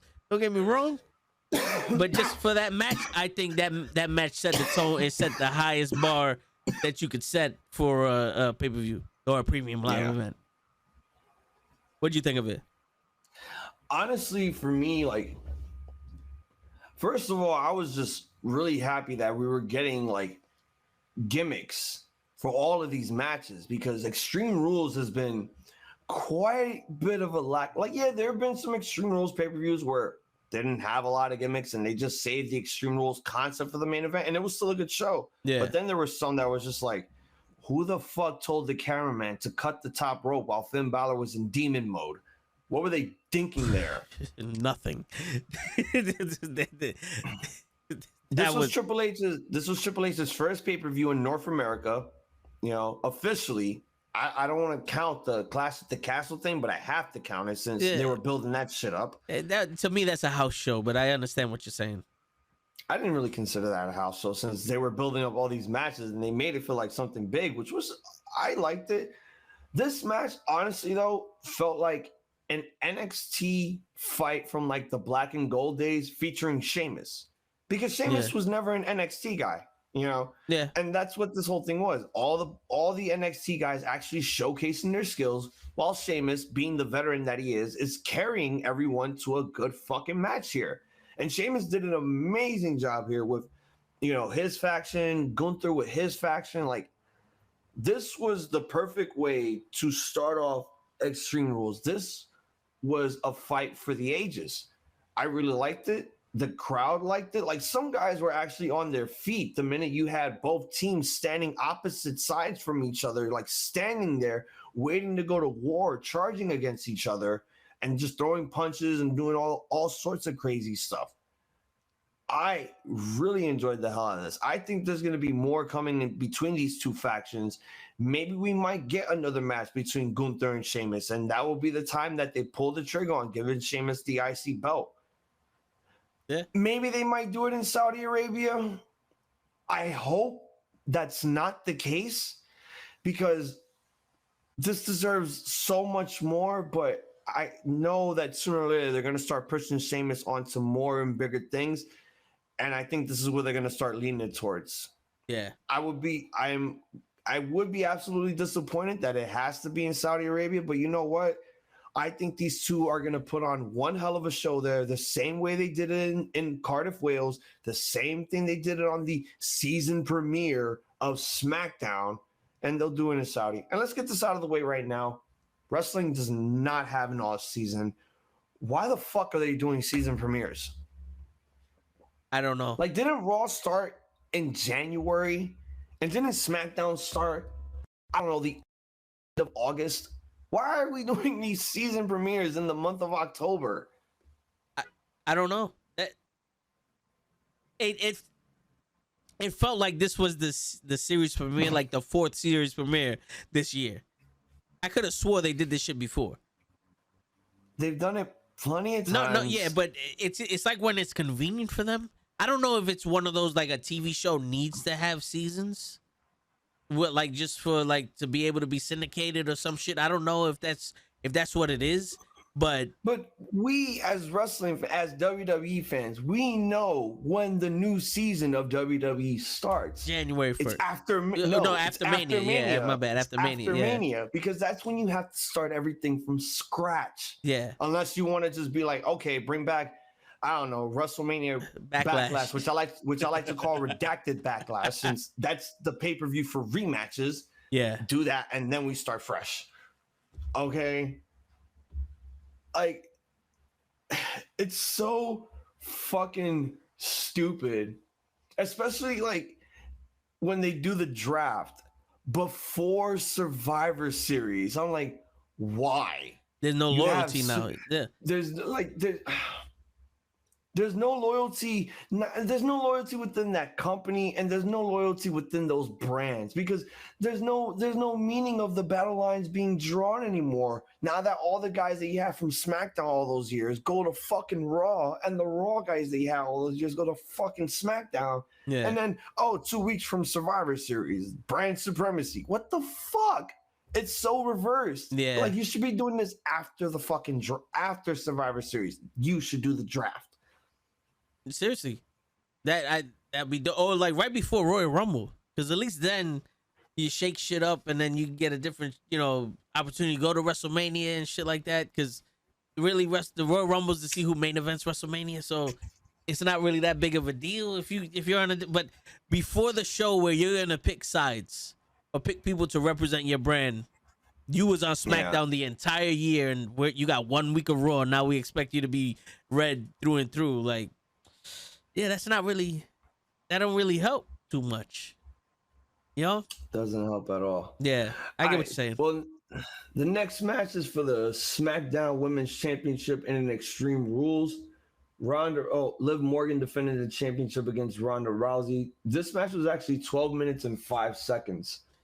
Yeah, so what you're saying, it was 12 minutes too long. Because to me, how high they took us in the 6-man match, this shit dropped all the way back down. It dropped all the way back down. I was like, wow, this is horrible. This is bad. As much as they tried, like, you could see Liv tried, but her character her character never grew until the last week of SmackDown. And I'm like, well, it's a little too late. First off, you already lost the crowd. Once you tapped out and lost to Ronda, but you're still the champion, you kind of lost the crowd there. Everybody didn't like that shit. We don't like that stupid shit happening anyway. And then this match, for a match as it was okay, but that shouldn't have came on after that 6-man. That shouldn't have been on the card. To be honest with you. It's shit like this where it's like, you'd wish that they'd at least add one match to the kickoff show. Yeah. Probably could have been this. Because when they stopped doing kickoff matches, it's just like, oh man, now we gotta hear a bunch of old people and some hot chick fucking talk. Yep. And talk. Oh, and let's not forget, build up fucking matches, show up package promos that you could do during the show. Yep. Oh, and they do that too. They'll show you that fucking vignette 18 times. I'm like, Jesus fuck, man. Yeah. And it's not even like they show you the package promo on the kickoff show. They show you the exact footage of like 30-second clips during the Peacock ads. And I'm like, what the fuck are you doing? Yeah. I get it. I'm about to watch a WWE show, but don't shove it in my face all the fucking time. At least give me more variety. Like, I was cool with having kickoff matches. Before, I was like, all right, now we're not going to have kickoff matches? Cool. Finally, they don't have to put in matches that we just don't fucking care about, that we're never probably going to fucking review. But then after a while, it's like, oh, shit. I think we need at least one kickoff match back now because, my God, not even because of the talking. It's just, you look at this card and you think to yourself like, which match here was not that good that didn't deserve to be on the main card? This was one of them. Yeah. I did not hate it. I didn't hate the match. I just hate the whole fucking build. I've been asking for Ronda to be a heel for a while, and I think I regret that because Ronda just feels the fucking same. Yeah. She just didn't change. She's just same emotional expression. She's a fucking robot. And I'm like, oh my God, I thought maybe putting her as a heel would make her feel more of a badass.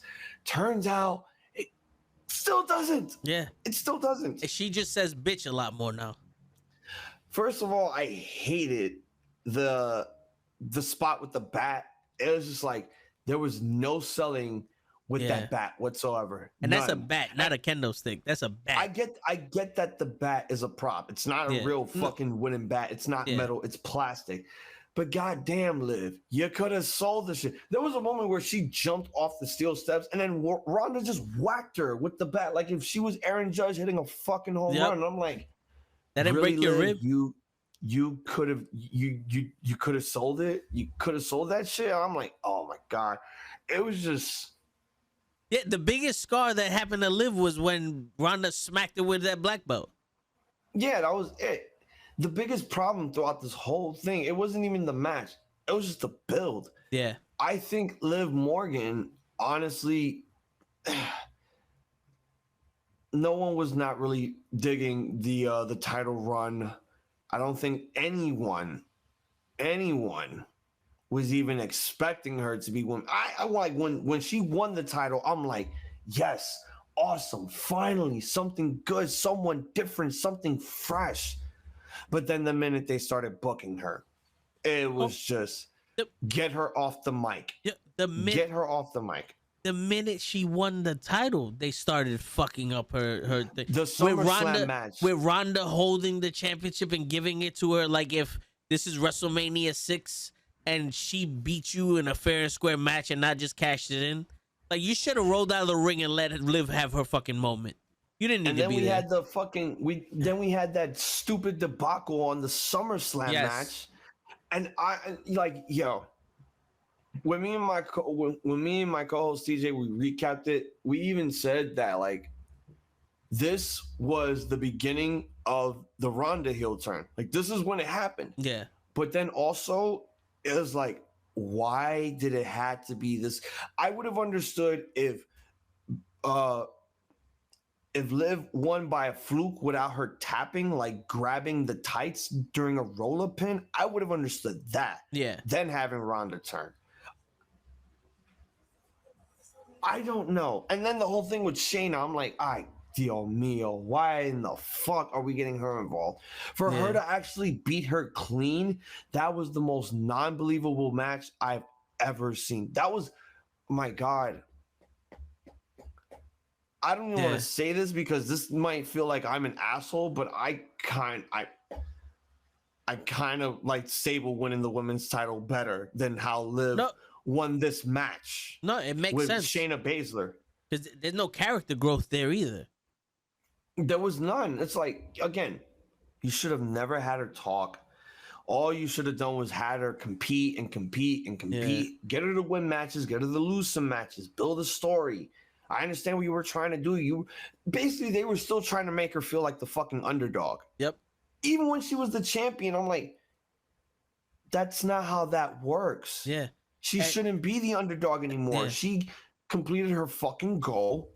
Let's start pushing her as this huge star.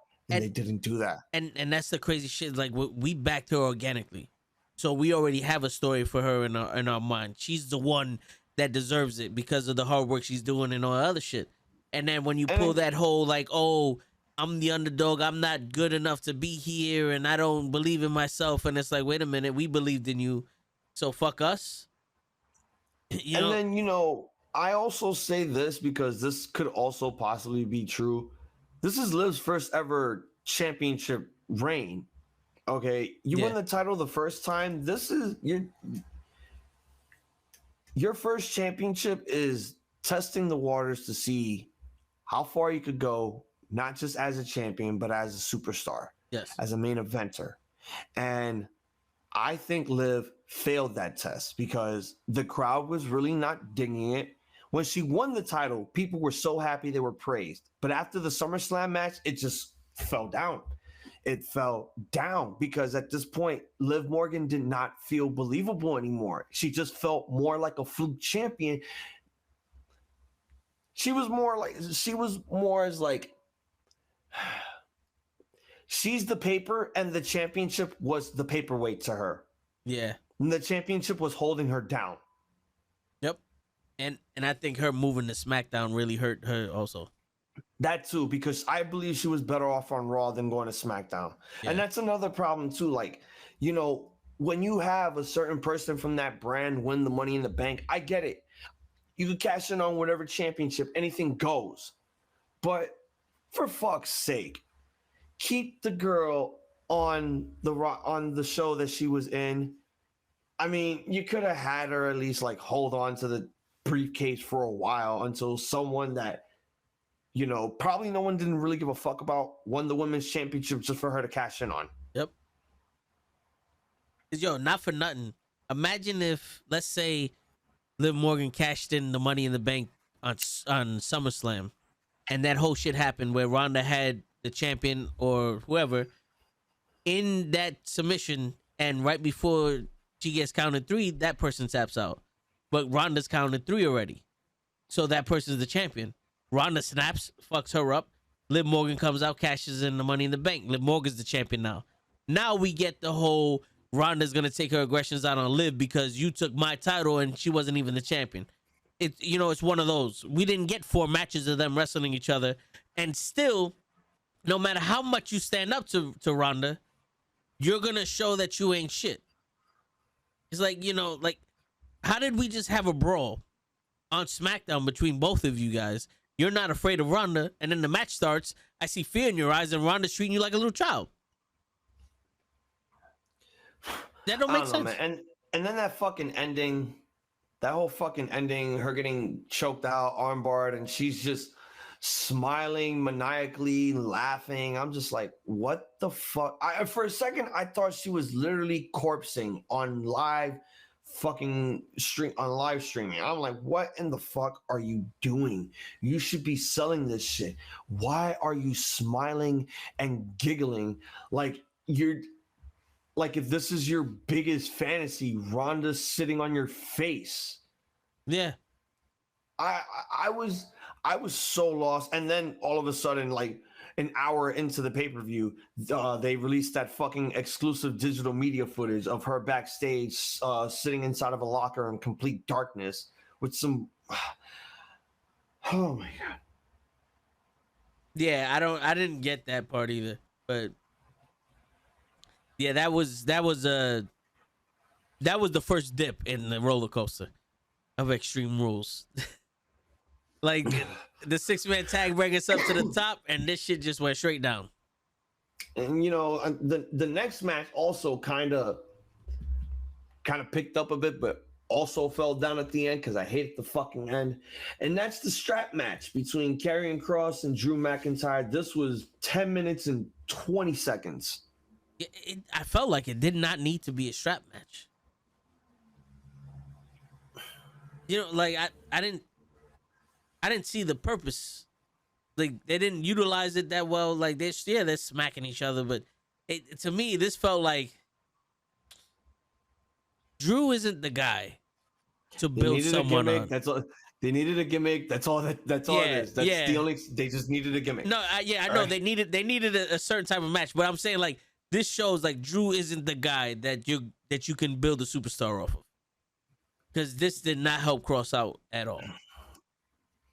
You know, like yeah. It's not like it's a bad match. It's just I see Drew McIntyre as Hulk Hogan right now. The same way that most people see Hogan. Not saying that he's politicking to win and shit, but you know, it's like this guy can never lose. And even though he's losing, but still he gives off that vibe like he doesn't get hurt. And at any given moment, he can kick out of anything. And it's like he's doing you a favor by losing. Like that's the vibes I get in these matches. You know, so it's like I didn't hate the match, but I didn't particularly was a fan of the match. And I don't know why there was a strap involved. Yeah. I mean, look, I didn't hate it. For one thing, it was they did their best here. I understand that sometimes, like, I don't fucking know. Like, first of all, they just started brawling outside. Like, it was to the point where, like, they just needed to, you know, fucking tire themselves out. They had to do that. And then the bell rang, and I'm like, oh fuck, here we go. And then it was like, okay, this is not a strap match. This is just basically two guys whipping each other's asses. Yeah. You know, this is basically, you know, them basically dealing with PTSD from when their parents used to beat them when they were children. Yeah. All right. My whole issue with the match was, one, I don't think Karrion really needed Scarlett to interfere, but I get that this was a strap match and it's no disqualification, yada, yada, yada. We need to build Cross up as this legitimate fucking, you know, monster of a wrestler. Okay. 2, the mace. You know, last time I checked, everybody should have been coughing and covering their fucking eyes the minute Scarlett took out the mace. Even Scarlett herself, because I've been maced before, and you know that shit spreads everywhere. It doesn't just spread all over your fucking face and your eyes. No, yeah. The mist spreads everywhere, and that shit gets caught in your throat. You start fucking coughing. They didn't do any of that shit here. Cross They did didn't it. do that. Cross did it after he pinned him. He started wiping his eyes. Like if it was, Yeah, but the ref didn't, Scarlett didn't, no one in the crowd, like the commentator didn't. You know, I get what you're saying though. it's just like, I get it. Like, it had to be gimmicky, but it also needed to feel believable. That whole ending did not feel believable. It just felt lackluster as shit, and it was like, okay, they ran out of ideas. I understand that, you know, the mace was basically a plan B because of the the fireball spot that you guys fucking botched big time on. They didn't want to do it again. I'd understand, because, you know, shit happens. Like, people are not prepared to actually take a fireball. Yeah. Again, I didn't hate it because this was just two big guys beating the ever-living shit out of each other, and we kind of needed that, and it gives Drew some more build, getting away from the championship picture. And there's going to be more between these two. It's not over. It's not over between these two. No, not by any means. They're gonna have another match, and it's gonna be probably way better than the match they had here. Again, yeah, I'd understand why, like, you think like the strap match didn't need to be there. I get it too, but for this pay-per-view, they just needed a gimmick. Yeah, no, I get it. But that's one of those, you know, that's one of those lazy stories there. It doesn't help Cross. I feel like Cross should have had his NXT run on WWE, where like he's a monster. As much as you want to try to beat him, he's supposed to win clean. You know what I'm saying? Like maybe down the line you could have Scarlett helping him out when, you know, his you know, he starts becoming more vulnerable and shit. But Yeah. like if you want him to be a top heel, he can't already be a bitch. You know, he can't start off as a bitch and be the top heel. Like, what the fuck? He can't be the Miz. I'm sorry. You know, he gotta be Zeus out this motherfucker. He can't be the Miz. Not the way they're trying to build him. But it did build up some. What's going on, show? Why not? Well, because then it's not believable. If he's gonna come out and try to intimidate someone, it's not gonna be believable, bro. That's like if some muscle-bound dude walked up to us and I knocked his ass out. You gonna be afraid of him next time you see him? You know what I'm saying? Like, you ain't gonna be afraid of him. You be like, yo, dude, you got a glass jaw. You know what I'm saying? Like, get out of here with that shit. You know? It's like, you know, you gotta make a statement. Macho Man did that with Brass. But that's Macho Man. Macho Man isn't an imposing figure. Macho Man is a bad guy. He's a heel. This guy is supposed to be an imposing figure. When he debuted on SmackDown, he beat the living shit out of Drew McIntyre and choked him out. And now when they have a one-on-one match, he can't do nothing. Like, what happened to that, carrying cross? I don't know, man. At least this carrying cross is better than Vince McMahon's carrying cross. Oh, yeah. He made him come out like a dominatrix. Yeah, Spartacus. It's fucking... Like, oh my God, that's what Ric Flair was going to be in the 90s. Yeah. And they brought it to life here. Fuck. Word. Everybody run for your lives. Word. All right, Spartacus. The next match is for the Raw Women's Championship, and it was in a ladder match. Bianca Belair defends the championship against Bayley. It was 16 minutes and 40 seconds. That match was good. I just had, when the match started, I felt like they needed to do Shawn Michaels, Razor Ramon, WrestleMania 10. One ladder out there and let these girls go to work. Set up for 87. There's no way in fuck I'm believing that Bayley or Bianca's gonna fucking bring that 60-foot ladder that's in the, towards the entranceway. They're not bringing that in the ring. Sorry. They're not bringing that in the ring. We don't need... Yeah, we know what a ladder looks like. They're gonna use one. Let them have one or two ladders, and that's it. You got this shit set up for this being like a woman's Money in the Bank or a fucking TLC triple tag team match. They've been doing that for a fucking while now. They weren't doing it in the... I think they were doing it in the Attitude Era. Like when they were doing the TLC matches. Yeah, they had the ladders and the tables spread out. Yeah, they had tables set up with chairs set up on top of them and shit. But when they did the ladder match, I get where you're coming from. Okay, I was at Mania 10. I saw that ladder match. There was only one ladder. Yeah. Just one. Yeah. Okay. But here's the thing. Now we're living in an era where we have to try to be original with how these gimmicks work. So if you want an ambulance match, we're actually going to have an ambulance throughout the entire show until the match commences. Okay? You want a TLC match? We're going to have all of that shit spread out throughout the fucking barricade the minute the show begins because they want to present it that way. It's not just, the way to present the ladder match or any type of match to grab the belt is they're going to have the bell, they're going to have the ref hold on to the bell, put the belt on the fucking hook, raise it up, their entrances come out, stand third, ding, ding, ding. What the fuck? No, I want to see the carnage that's going to be spread around the ring before the match starts.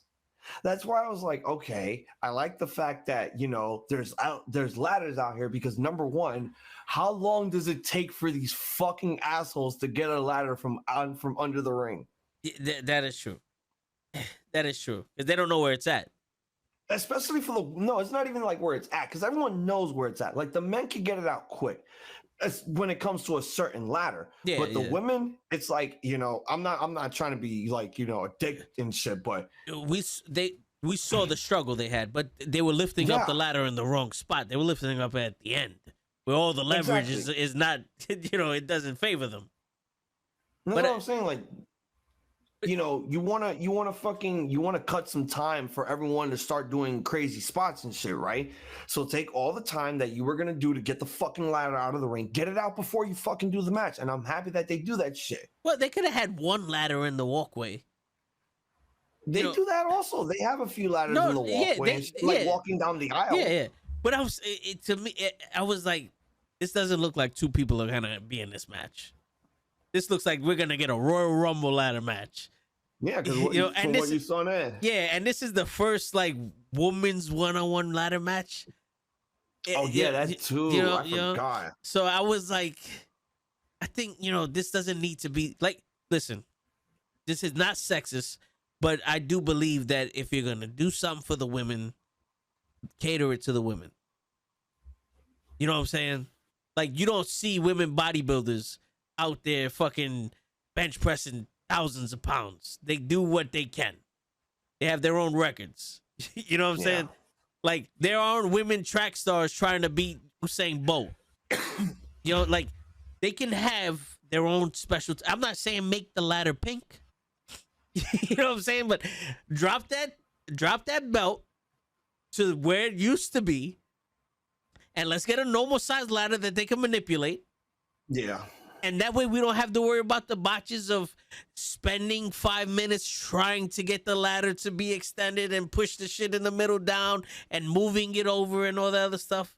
Because it's like, I don't want to see the struggle. I want to see you do it. You know? Yeah. And it's nothing against them because these are two women that I would want in this match.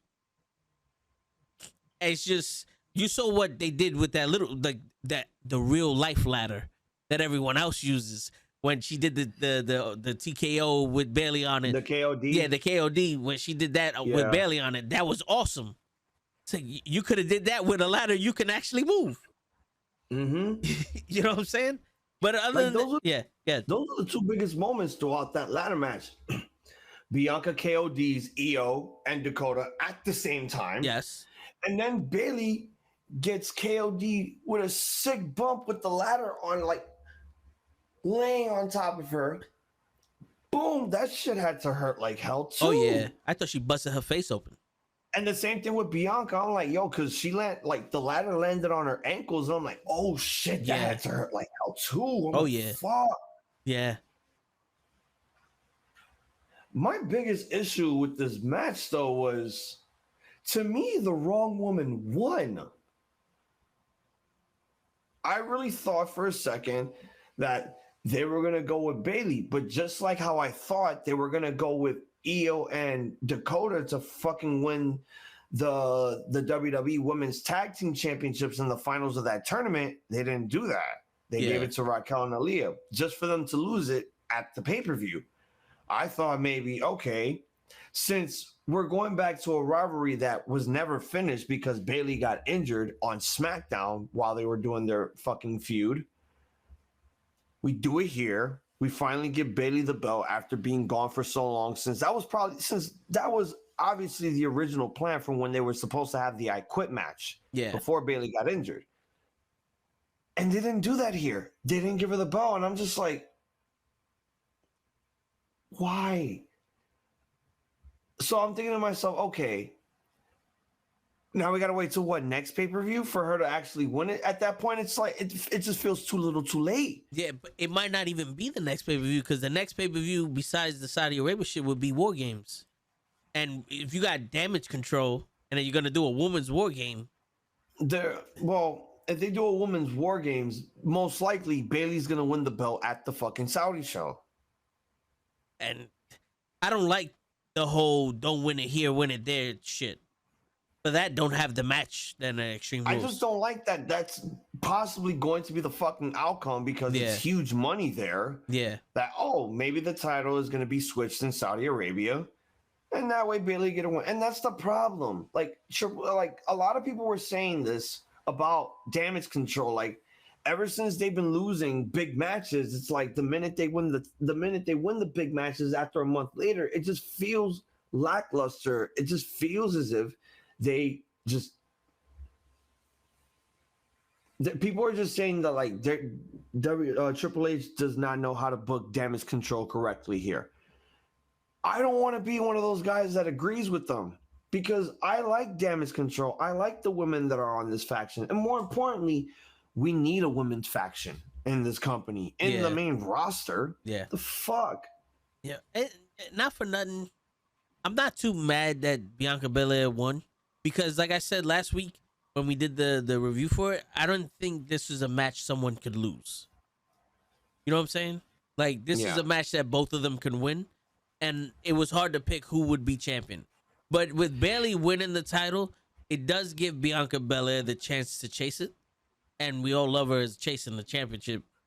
You know, this was difficult too for me to pick, because the thing is, if Bianca won here, I feel as if it's only a matter of time before the fans begin to start turning on her, because she's starting to feel like the Super Cena of the women's division. Yeah. You know, against all odds, she still comes out victorious here. And I'm like, hold on a minute. This match felt like something that was played in GM mode that, you know, a guy was simulating that's been wanting Bianca to lose the title for a long time, but for some reason she just keeps on fucking winning. Yeah. So I get it from my perspective from what I'm saying, because holy shit, I couldn't believe that Bianca actually won that shit, because I really thought maybe this is finally the time that we start having a legitimate heel champion in Bayley with her fucking faction running things. But that wasn't the case. And now I'm afraid it's going to happen in Saudi Arabia, because that's the only motive for them to do so. Yeah. If they actually have her on the show.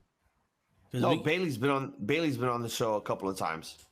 No, I hear you, but I don't know if they think Ronda's a bigger draw or something like that, because they might have both women, because, you know, now they're starting to have more women on the Saudi shows, but yeah. But here's the thing too. You're obligated not to go. It's, you know. Yeah. No, yeah, I get it. It's not mandated. Yeah, it's not a mandated thing. It's just, you know, it's not like, you know, you're being picked out of a hat to go to the show. They tell you, hey, we got a Saudi show going up. If you don't want to go because of the shit that's going on over there, I understand. Yeah. Yeah. You know, it's not going to affect your pay. Okay. But, you know, people go there because it's not that they need the money, it's because the money's better there. Oh, yeah. And, you know, they're accepting blood money, which is obviously really fucked up. Yeah, and some people, you know, not for nothing, all the shit that's going on their side, people are like, yo, when is the next time you're going to be able to go to Saudi Arabia? Go around the world. You know, because most people, you know, they travel the world to be wrestlers anyway. So they, you know, go see your fans over there and all that other shit. I get it. It's just, to me, it's always been the Saudi Arabia's a fucking televised house show. Mm-hmm. And I don't take none of this shit there serious. I don't take it serious. That's why me and my guys, we never do live streams for the Saudi shows. Like, yeah, some of us, not all of us, some of us will watch the show because, oh, there's nothing going on with my life and I don't want to sit here while my wife watches the Kardashians. So yeah, I'm going to watch this fucking Saudi show and see how interesting it's going to be. But I'm not going to talk about it on the fucking show or anything. It's a waste of my fucking time. Yeah. No, seriously, yeah. Especially if it's not on a fucking Saturday or Sunday. Remember when they first used to be Thursdays? I was like, I'm definitely not watching that shit. It's fucking Thursday at 2:00 in the afternoon. I'm good. I'm like, first of all, who the fuck watches wrestling at...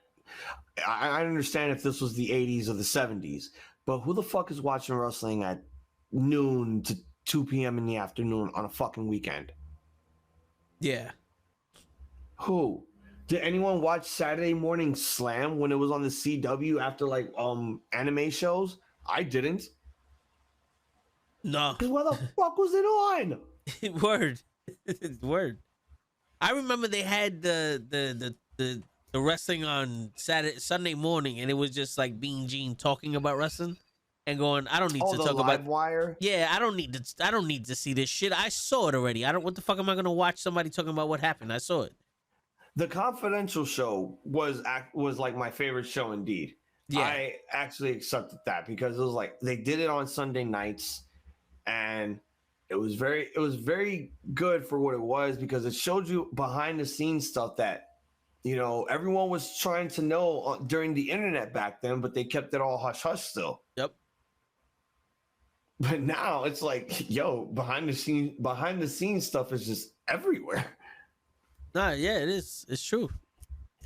Like, you could watch Confidential on Peacock, but at this point, they already have like shows like documentaries that have confidential moments on there and shit.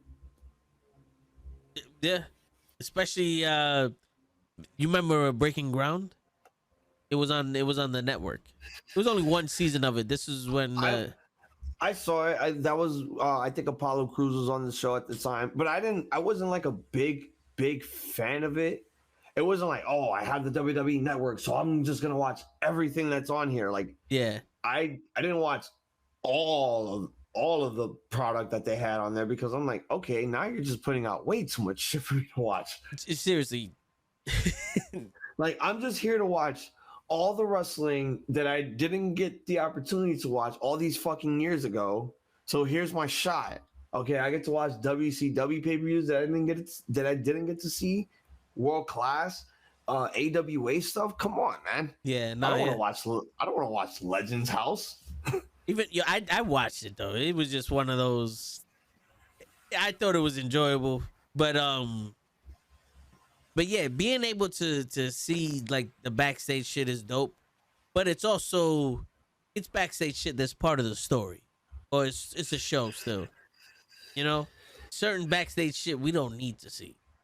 Yeah, like you get most of your you want to see all the backstage stuff. Just watch WWE's 24 series, like you know, the before Mania or during Mania. You know, they always do those. Like a month after the big shows, they always do a WWE 24 documentary of either the shows or wrestler, and they give you like an hour worth of shit that's like, you know, hidden gems. Like, oh, here's Roman Reigns actually having, you know, a quick meeting with Vince McMahon behind the scenes on what to do with Mania and shit.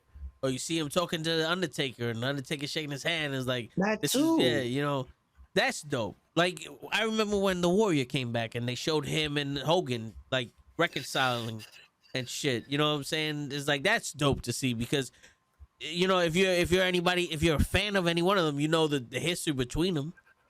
You know what I'm saying? Yeah, so you know, even the Kurt Angle one was a good example because like not only were they showing him making his return, the hidden gem of him going to Vince's office and them hugging, but they also showed some of his TNA stuff, and they had Dixie Carter on the 24 series talking about his TNA days too. And I'm like, see, you want more backstage? Like, this is more backstage shit, because WWE wouldn't like go this far into talking about someone else's career in another promotion. Yeah, because like the backstage shit I want to see is like when Kurt Angle at the time was like, yo, I want out because my neck's fucked up and all this other stuff, and then as soon as he got his release, he went to TNA. The back stuff shit I want to see is how they took it. And then, you know, like they do that little documentary and it's like, oh, you know, we was pissed off at him and blah, blah, blah. And then Dixie Carter talking like that little shit I don't mind seeing. But all the other shit backstage, it's like, yo, listen, I'm a true believer of you keep your business out in the bedroom. If you have it in the street, I'm going to watch. But, you know, you keep your business in the bedroom because it doesn't need to be out in the world. When it's in the bedroom for WWE, I don't need to go looking for it. Well, man, at this point, there's nothing you can do about that now. Everything is out on the internet. Yeah. Everything. At this point, wrestlers can't keep their mouths shut about anything. You can say one thing about your family, all of a sudden, someone in the podcasting world is talking about it, and they're like, whoa, what the fuck? Yeah. But let's continue on with this Extreme Rules shit. We go to the I Quit match, Edge versus Finn Balor. This was the longest fucking match of the night. Yeah. This was under half an hour, 5 minutes under 30 minutes. It was 29:55. Jesus. You know, it started off slow, but I'm not gonna lie, towards the end, Michael Cole made that shit seem fucking good. Yeah. His commentary really made, it wasn't like the match was bad, but it really helped out that match. And sometimes the commentary can kill a match, and this shit helped it. When Dominic came in, look at this fucking idiot coming out. Somebody should smack him in the face. And then they do that shit. Like, seeing him be emotionally invested in the match makes you hype, and now what's happening means something. You know what I'm saying? So, like, that helped out also. I did like how Rhea Ripley was like, you taught us too well, and still smacked Beth Phoenix with the concerto. Yep. I thought that shit was dope. I wish they would have did that shit with Dominic. You know what I'm saying? Like, either they pull a swerve and they beat up Dominic, and they're like, oh, this is just, and they're gonna hurt him, and Edge is like, fuck, like, you know, he still has some love for him, and he's like, I gotta quit, and then Dominic gets up like, we got you, asshole, and then now it's dead. You know what I'm saying? But I do appreciate Beth Phoenix because now you have a reason for Rhea Ripley to wrestle. You know, so See, I wish Lay was here so that I could hear his opinion on this shit. Because knowing him, he would have shit on Edge. Like, oh, this match was way too fucking long.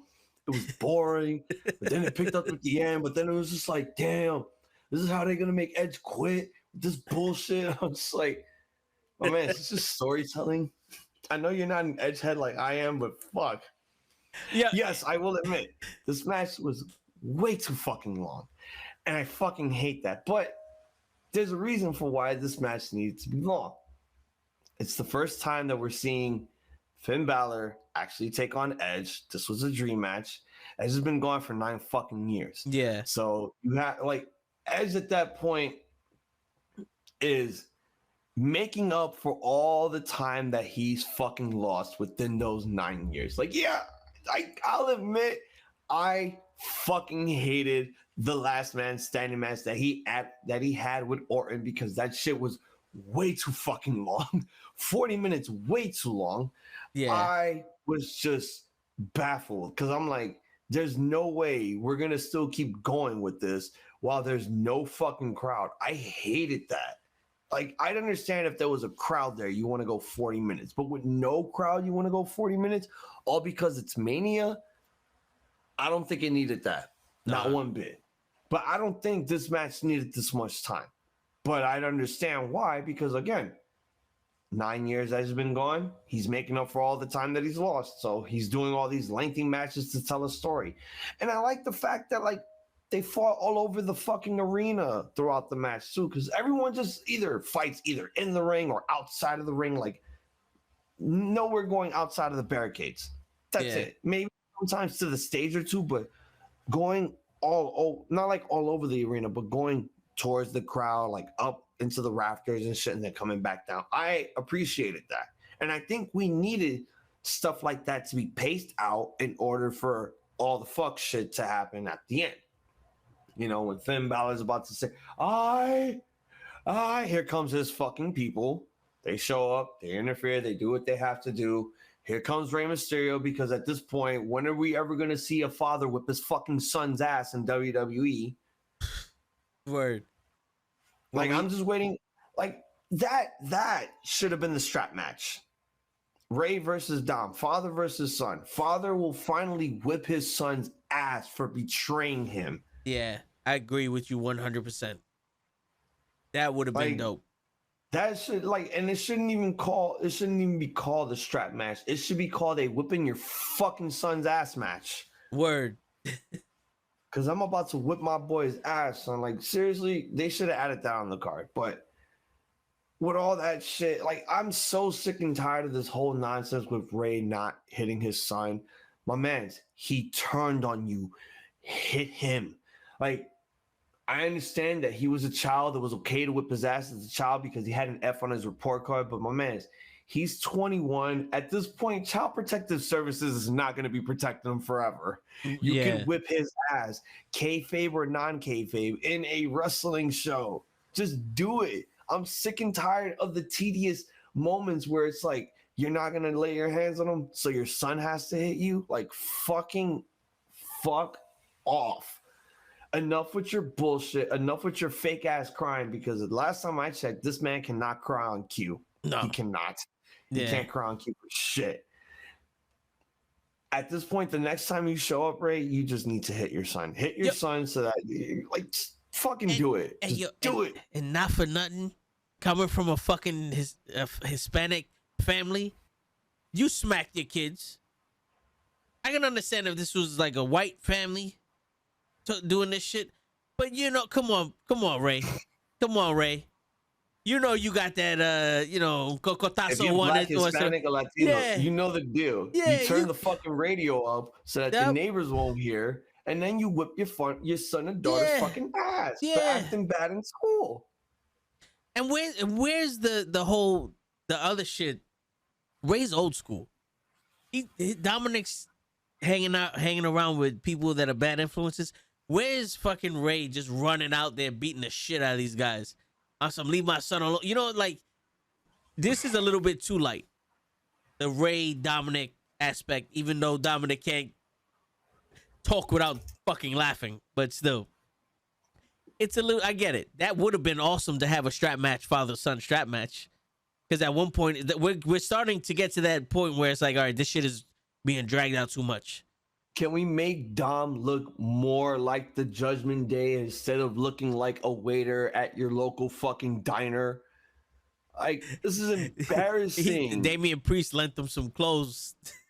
Because that's how Damian Priest looked with Edge. Why is this man coming out in a vest? I understand if it was like a suit or something gothic to fit the gimmick. Like, it's so ridiculous. Like, this is like he's the butt of the joke throughout the Judgment Day. He gets dominated by Rhea Ripley and he loves that shit. Yeah. And now he's looking like your typical fucking waiter. Yeah. He looks like Baron. He looks like Baron Corbin when he was the constable back then. Yeah. Yeah. A bad version of him.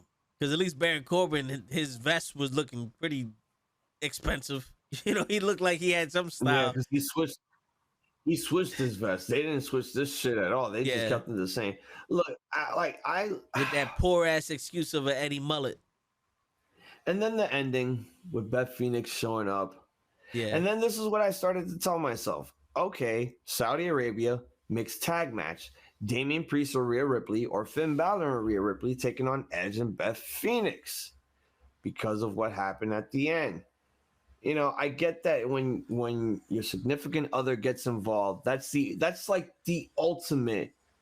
That is the ultimate white flag, because you don't want her to get hurt. But then this is wrestling. You need to realize that you can't trust anyone when they say I quit and I'll let her go. Yeah. They're gonna fucking whack her, and they fucking whacked her, and I'm just like, oh shit. I was like, okay. First of all, when they did that, I'm like, this is how I knew, number one, that they're putting this on hold for now because of what happened on Monday. AJ was still, throughout the entire time while Finn was in the Judgment Day, AJ was still technically filler. Yeah. For Finn, unless Edge was gone for the next couple of days. So Judgment Day technically had two fucking angles going on. And that's why I enjoy what Triple H has been doing with the Judgment Day. And truth be told, I found out that he really loves the Judgment Day. So now that Edge is gone, so that his wife could recuperate for a while until she's ready to make her return so that they could have their final battle, that's when Monday hits. Good Brothers show up, and I'm like, this man is still the never open weight champion. And I'm like, what the fuck are you doing? First of all, when Dave put that on the post that, WWE have been in talks with the Good Brothers, and I'm like, okay, weird. And I'm watching Raw, and I see AJ, go down on one knee and all this shit, and I'm like, oh fuck. From right there, like the hugging, I'm like, yeah, he's not joining the Judgment Day. Yeah. Something's going on. And then these fuckers show up, and I'm like, this man is the never open weight champion. And he's on Raw. This man has a match with HeDD on November 5th at some autumn show that they're doing. And he's the fucking never open weight champion. And he's on Raw. And New Japan replied with this they retweeted the same shit that WWE posted. And I'm just like, oh my God, this cannot be the case. And then now that's what it's going to be. It's going to be a 6-man tag at the Saudi show. The OC making their return for the first time in God knows how long, taking on the Judgment Days, Finn Balor, Dominic Mysterio, and Damian Priest. It's just so fucking weird. Just seeing how all of that just from what happened Saturday transitions to, okay, we go back to our filler angle now. Okay, let's do that. Just so they can wrap up that angle to continue the main angle going forward. I kind of like that because, one, it gives Judgment Day more stuff to do. It gives AJ some stuff to do. It gives the Good Brothers more momentum now that they're back in WWE because, again, another tag team that is capable of facing the fucking Usos and winning the belts off of them, whether if it's both of them or the Raw belts. I don't care. All I'm saying is now this will be the perfect opportunity to start utilizing your tag teams. We have a lot of factions now in WWE. Let's start using them correctly. Word. What's going on, show? Oh shit. Yep. Finally back. Finally. We got Matt's over here. Give me God. Didn't they split up? No. Tonga Loa is just injured. Okay. He's injured. Oh, okay. It's just right now at this point, like, you know, they're not in Bullet Club anymore. They've been going for they haven't been in Bullet Club for like I think a year now. Okay. So right now, Tama Tonga is having a match with Jay White for the IWGP World Heavyweight title pretty soon. Yeah. Okay. All right. So, but I mean, that would be awesome to also see in WWE. Now, is this a forbidden door or working relationship with New Japan? from what Dave told me, and you know, I've been trusting Dave's sources because I don't know where he gets his sources from. I believe he told me that they have signed with WWE. So he's probably just gonna lose that title then. What? No, I think, well, we don't know for certain what's going to be happening, but I know for a fact that maybe Triple H and New Japan owners could work out a deal where Carl Anderson could do that match, lose the belt, give his final bow, and then continue going forward with WWE and shit. Because like when Karrion Kross made his return to SmackDown, he still had some indie dates that he was committed to. And Triple H was like, now that you're back, you could still continue on with your indie dates, finish off the rest of your schedule, and be ready after Clash at the Castle because we're getting you booked with Drew. Yeah. So I'm thinking maybe Triple H being in charge now is, you know, giving some guys some bit of leeway because they had other commitments and all that shit. So maybe this could be another leeway for Carl and Luke to maybe go back to Japan for one final night to give their final bow before Carl, like right after Carl loses his championship. Yeah, kind of like Taz, when they let him go back to ECW to lose the title and get his bow. And well, he won the belt from Mike Awesome, and then he brought it to WWF. Yeah, and then he had the match with Mike Awesome and Masato Tanaka, right? No, he lost the belt. I think it was a triple threat match where they both pinned him and then it was 1-on-1. Oh, I don't. You're probably right. I don't remember. So I'll just give you the brownie points for that. Yeah. I mean, I just finished like my brother watches that pay-per-view all the time. I forgot what the name was, but yeah, I just finished watching it maybe a couple weeks ago. But yeah, yo, show we're talking about Extreme Rules, show. Nice. Did you watch Extreme Rules? Half of it. Which half they already spoke about. All right. Do you want to chime in on anything we spoke about already? Give your opinion on anything, or you? The maniacal laugh to me felt like somebody that was passing out. I thought the cell was good. Liv Morgan and Ronda. Correct. Okay. Like the little laugh. Like I've seen people actually tap out. Well, get choked out like that with a smile. They don't even know they're getting choked out. Well, I mean, it depends on which girl is choking me out. You get a smile, but you know, that's just. You good, show? Yeah, what happened? Oh, you saw that, right? You kind of glitched out a bit. Yeah, you froze. You froze, but it didn't. I didn't seem like you froze. You just like this. Shit is fucking up again. You scared of me. Yeah, yo, dude, I thought you fell asleep because you was literally like this. No. I see my ping is messed up. Yeah, it went back to normal though. Yeah. Oh, so you can see my shit too? Yep, I see everything. You can see everything. Yeah, I can see your dirty ass socks. We see everything now. Yo, Hazel, hide your shit. He's looking at your bars. Word. Hey, man. But yeah, so any other opinions on what you heard from what we said already? You want to throw anything down? Or? Yeah, we'll give you the floor before we get to the main event because that's where we're at right now. Yeah, I did love the triple threat with Sheamus. Oh, the the six-man tag. Yeah, yeah. Because Six even man tag. Hazel was looking like I'm like triple threat. threat. I'm Word. looking at the He's wiki like, what the fuck? They had another match. My bad, but yeah, I enjoyed that. It was exactly what I needed it to be. For some reason, every match with Walter has to be, well, Gunther has to be fucking Abdullah the Butcher. Bring out the knives. It can't be a regular wrestling match. Because Gunther's that type of wrestler, bro. He's a fucking gritty wrestler. We gotta have a chop off every night. Damn. Well, yeah. I gotta say right now that the I Quit match, even though it was long as fuck, it told a really good story here, and it had a lot of drama going forward. This was my match of the night. The I Quit match. Yes. Yeah, the ending of it.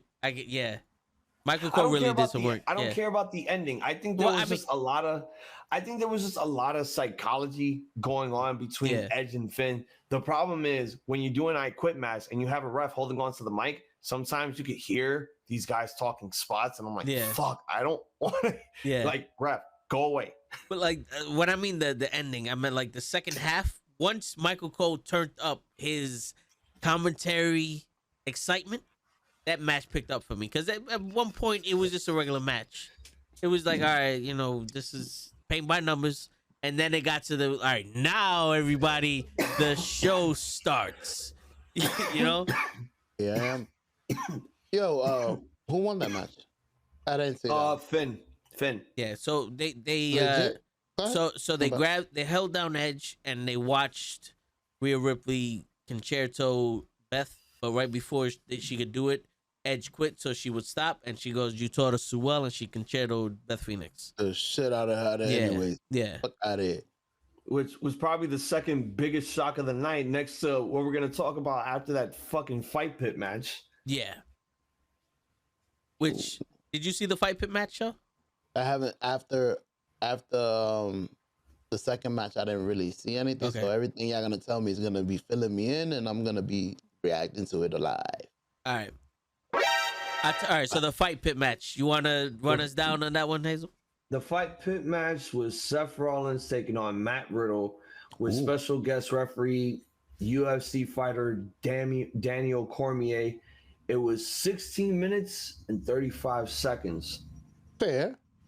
Yeah, I think that match lasted a good amount of time, and I kind of loved Daniel Cormier getting hit by Riddle, grabbing Riddle, putting it up against the cage, going, "You're here to wrestle him, not me. You're here to fight him, not me. You don't fucking touch me." And then he did the same shit to Seth. It was like, because in reality, Daniel Cormier is the champ. He's the light heavyweight and the heavyweight champ simultaneously. He's a bad motherfucker. Not from what I saw. Wait. No. You talking about an MMA or wrestling? No. Not from what I saw when he made his official referee debut in the WWE. I mean, I don't watch UFC, but I've seen him like before you like on some paparazzi stuff with like TMZ. Yeah. When I saw him here, I'm like, why are you so fat? Oh no, he says it. He likes to eat. He loves to eat. He's fought like that. He was never the most in shape guy. He was always a big chunky dude that could wrestle. Because he's like an Olympic. He's an Olympic level wrestler. So this guy, yo, but it just made me laugh because I'm like, yo, this man is walking around. This man's belly is jiggling everywhere. I'm like, always. I think this man could have had like a fucking corset under there. Yo, tuck that shit in, son. You know what's crazy, Hazel? There's a lot of fighters that are like that. He's always fought like that.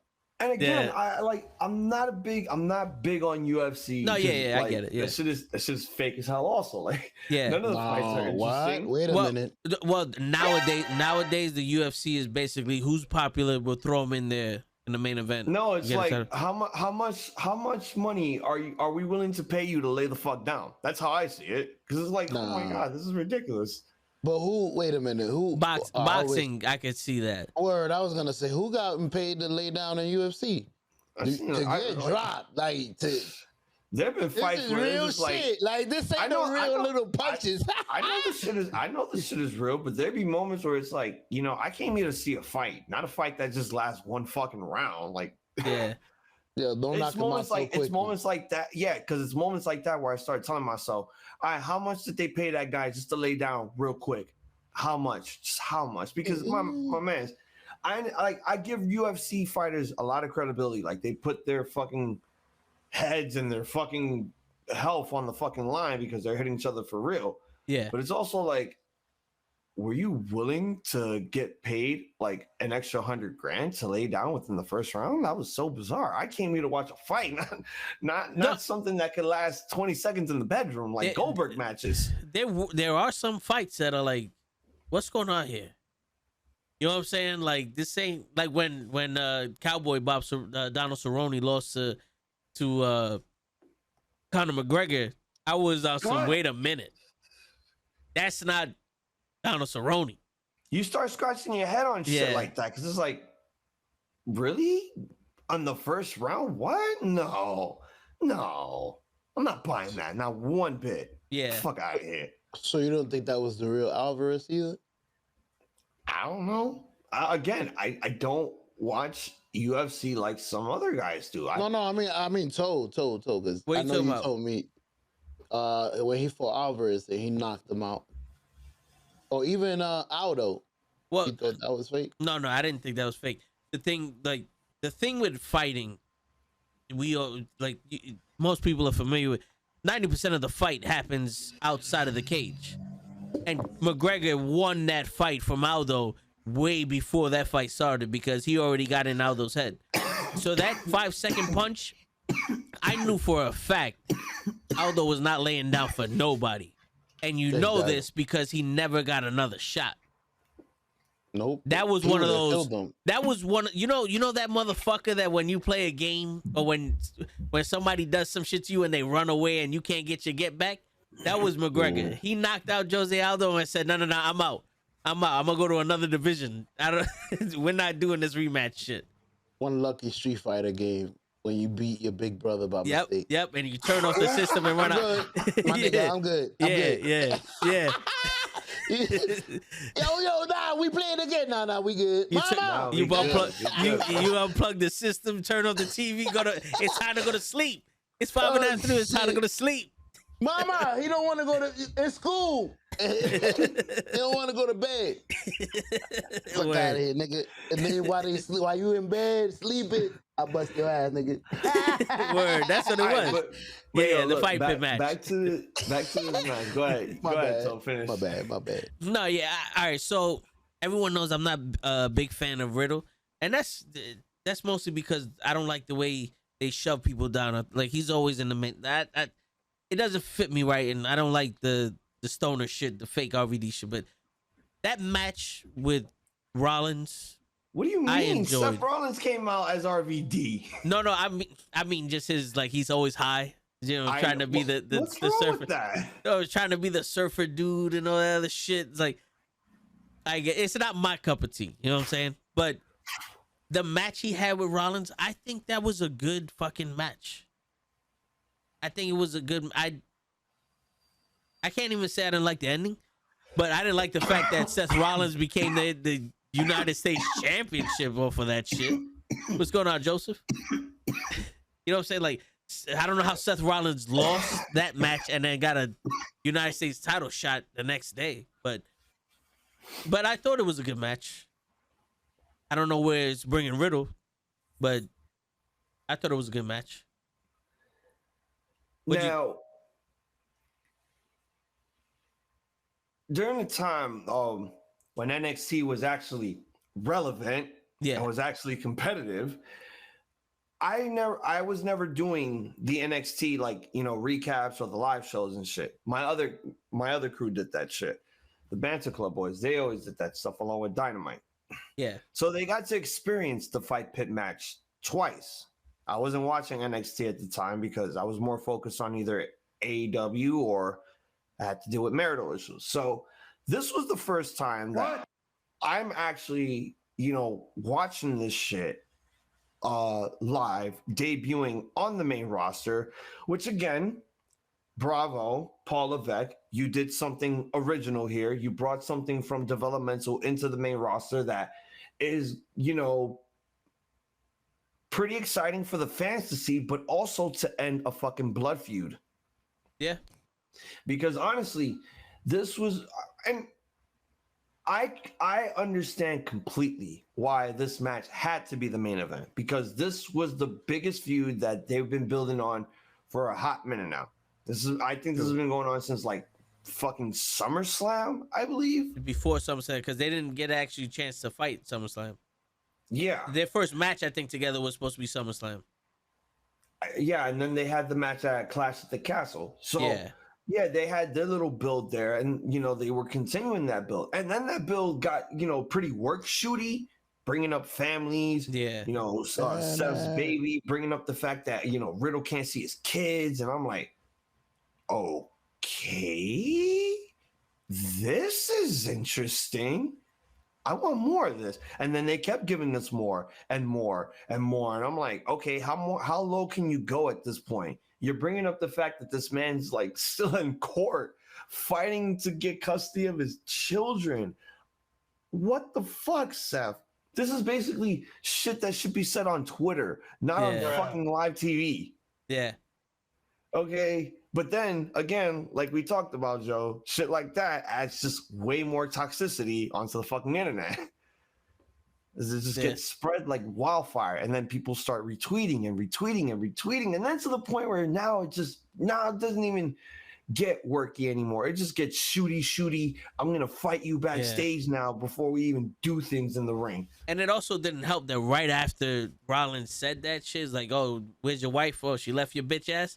His ex-wife started those tweets and all the gay shit that they said, she said that he did and all that stuff on Twitter too. Yeah. Because that shoot got real when she started talking. First of all, so throughout the match, other than the fact that I was so distracted by the fatness of Daniel Cormier, I really liked the concept of what they did here. They got rid of the ring ropes.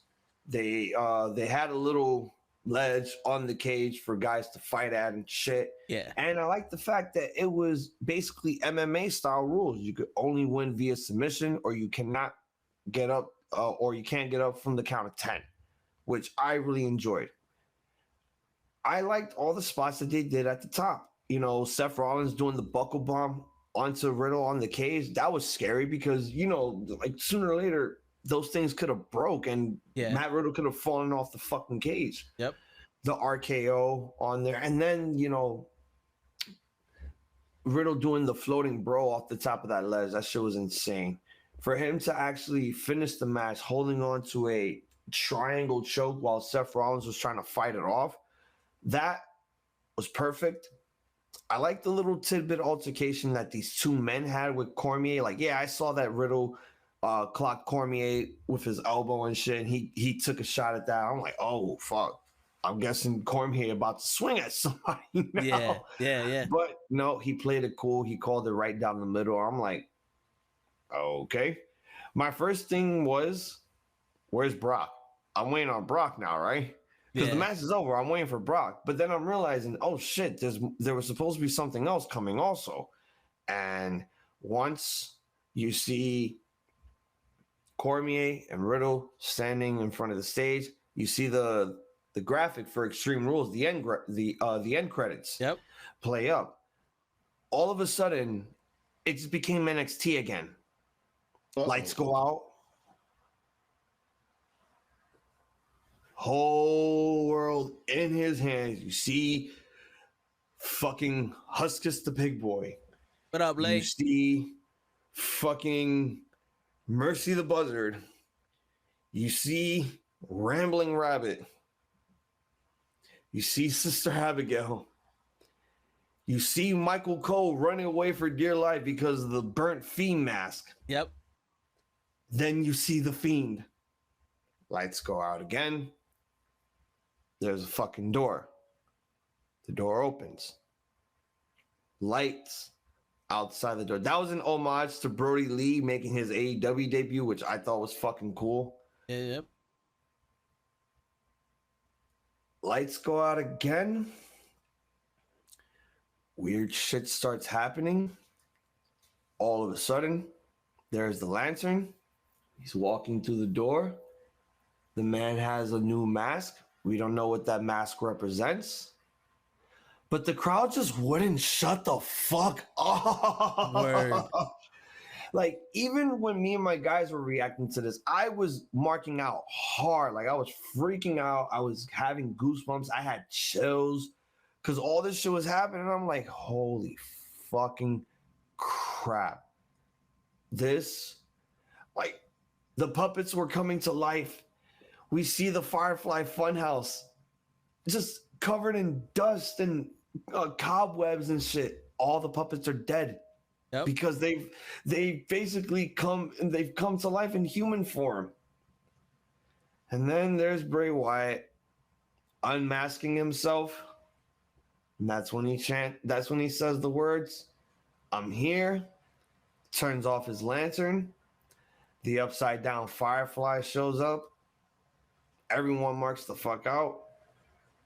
Show's over. How was the pop? Yo, deafening, bro. The crowd didn't shut the fuck up. Everybody was trying to hear what Bray Wyatt was trying to say. From the time the lights turned off to when the camera stopped rolling, the crowd was cheering.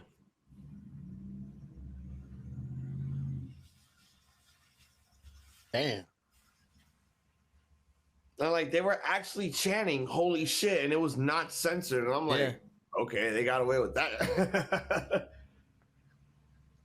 Yeah, that's something you gotta watch. So if you ain't see it, that's definitely something. That was a beautiful debut, and you know it was. Crazy. They said it was good that he didn't attack anybody.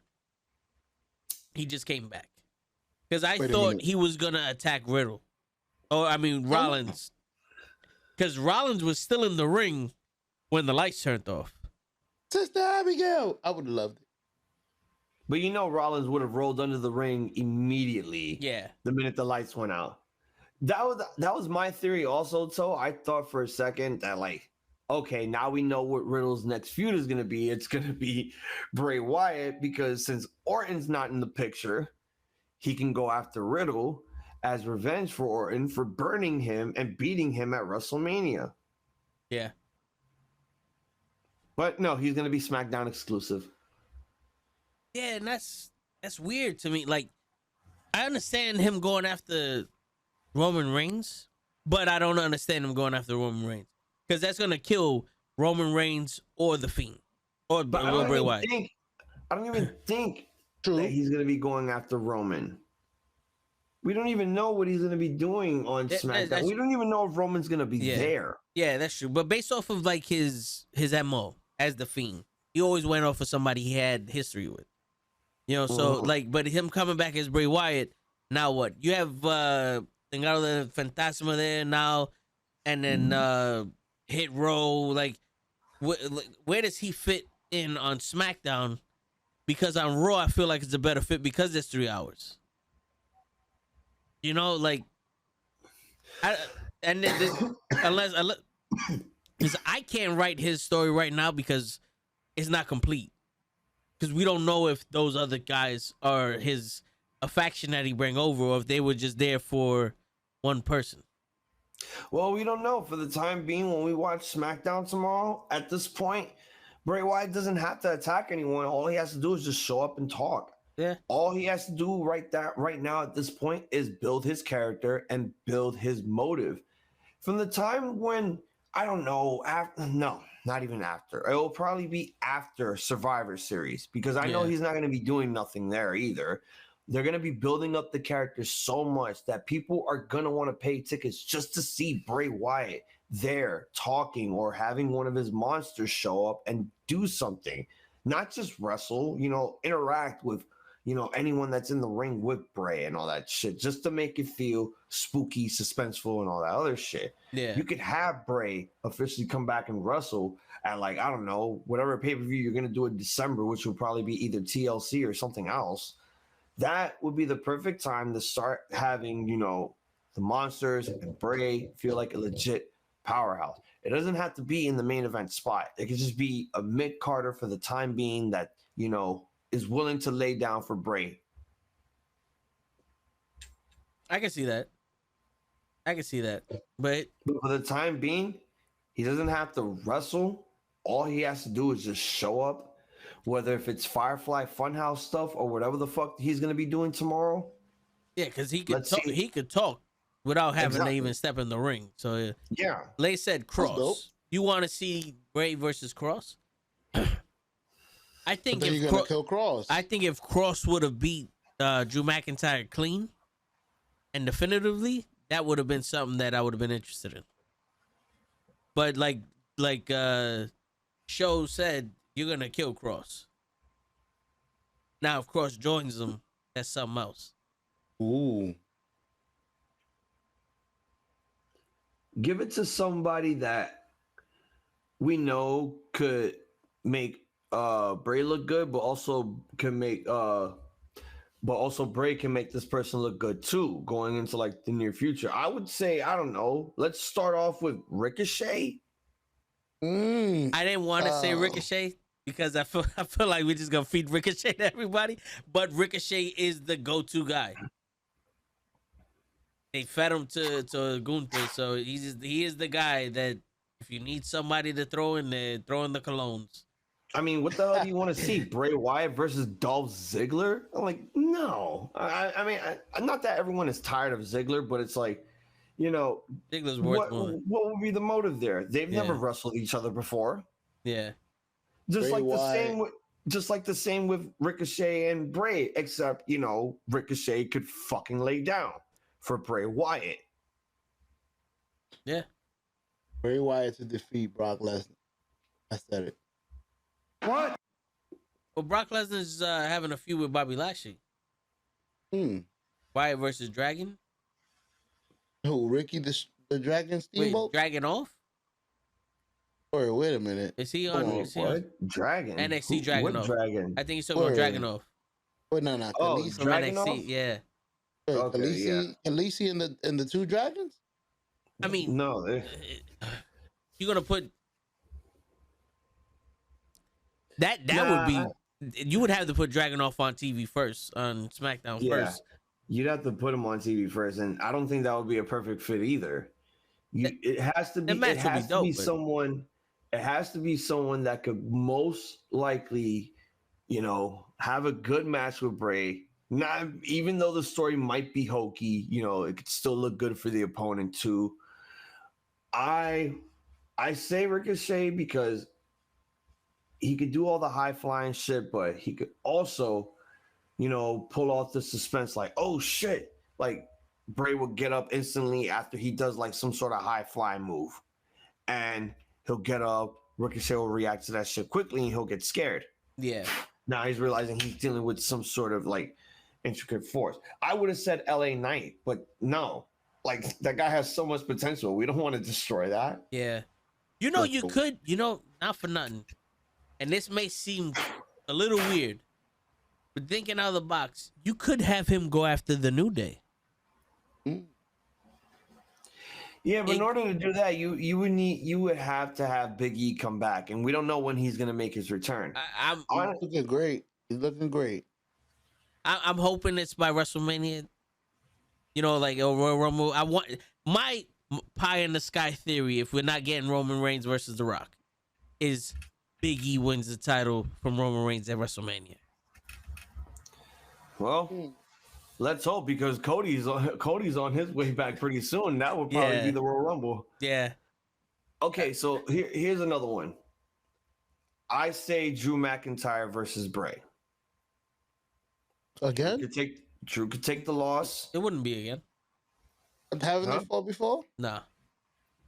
Oh. No, they haven't fought before, but at least he could.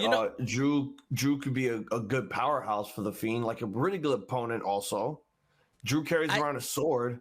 Bray Wyatt could bring his mallet. I don't think Drew is good to build people on. Like, I think it would be Randy Orton all over again.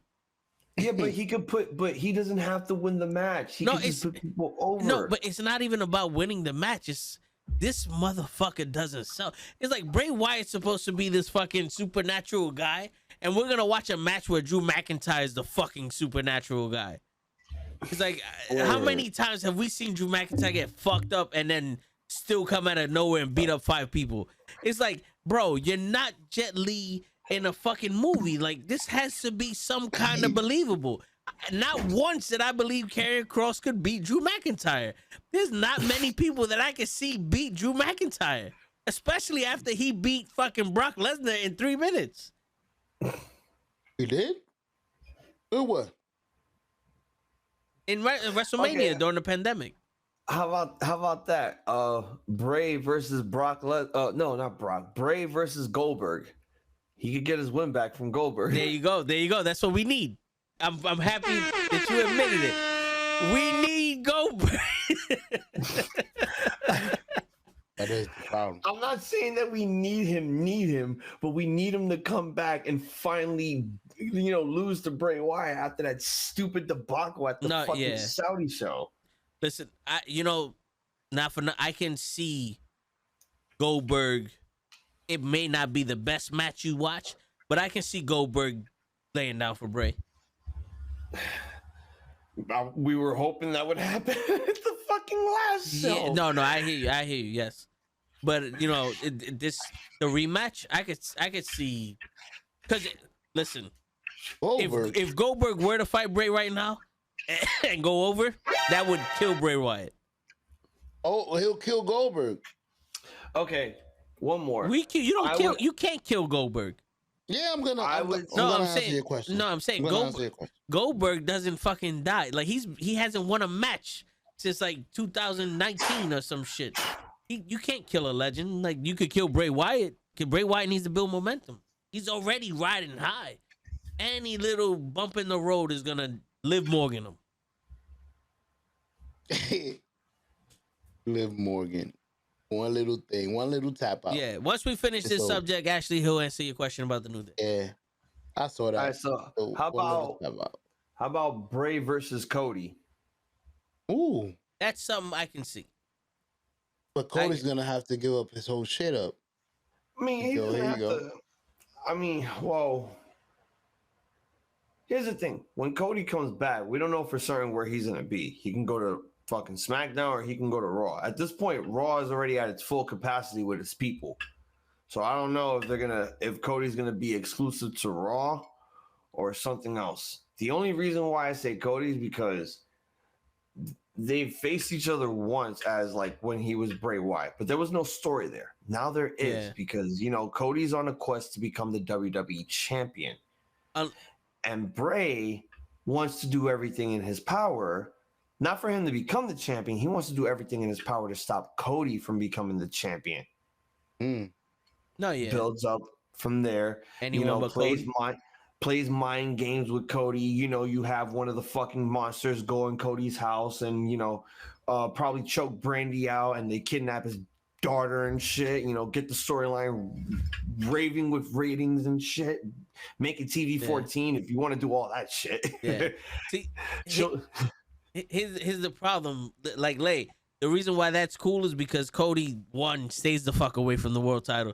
And 2, this is the biggest problem that we have with The Fiend. This is the SmackDown roster. There is no one here but Drew McIntyre. Maybe Gunther? But maybe. You put him in there with Jinder Mahal. No, Jinder Mahal would be the type of person to win a match from some local jobber, and then that's when Bray Wyatt shows up and just whips his ass and tosses him out. He gets overshadowed by Bray Wyatt. Why is Vince McMahon on the SmackDown roster? What?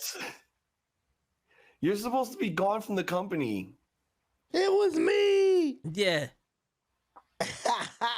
Yo, what if Sister Abigail is fucking Raquel Rodriguez? Oh shit! No, she's not tall. Like Sister Abigail was short. She could slouch down. Everyone was saying, "Oh, what if the White Rabbit was Karrion Kross?" That man is tall. I saw the photos. Yeah. Everyone looks the same height. Yeah, this is the like Walter versus Bray. The Mysterio? Bray Wyatt. That seems pretty cool. And if you're gonna Bray. jump right into that, all right. But is it Bray Wyatt? Is it the new supernatural shit? You gonna get Bray Wyatt the Intercontinental title? Because I don't see Bray Wyatt losing his first feud, even though the Fiend kind of lost to everybody. But was you gonna put him up against the Viking Raiders?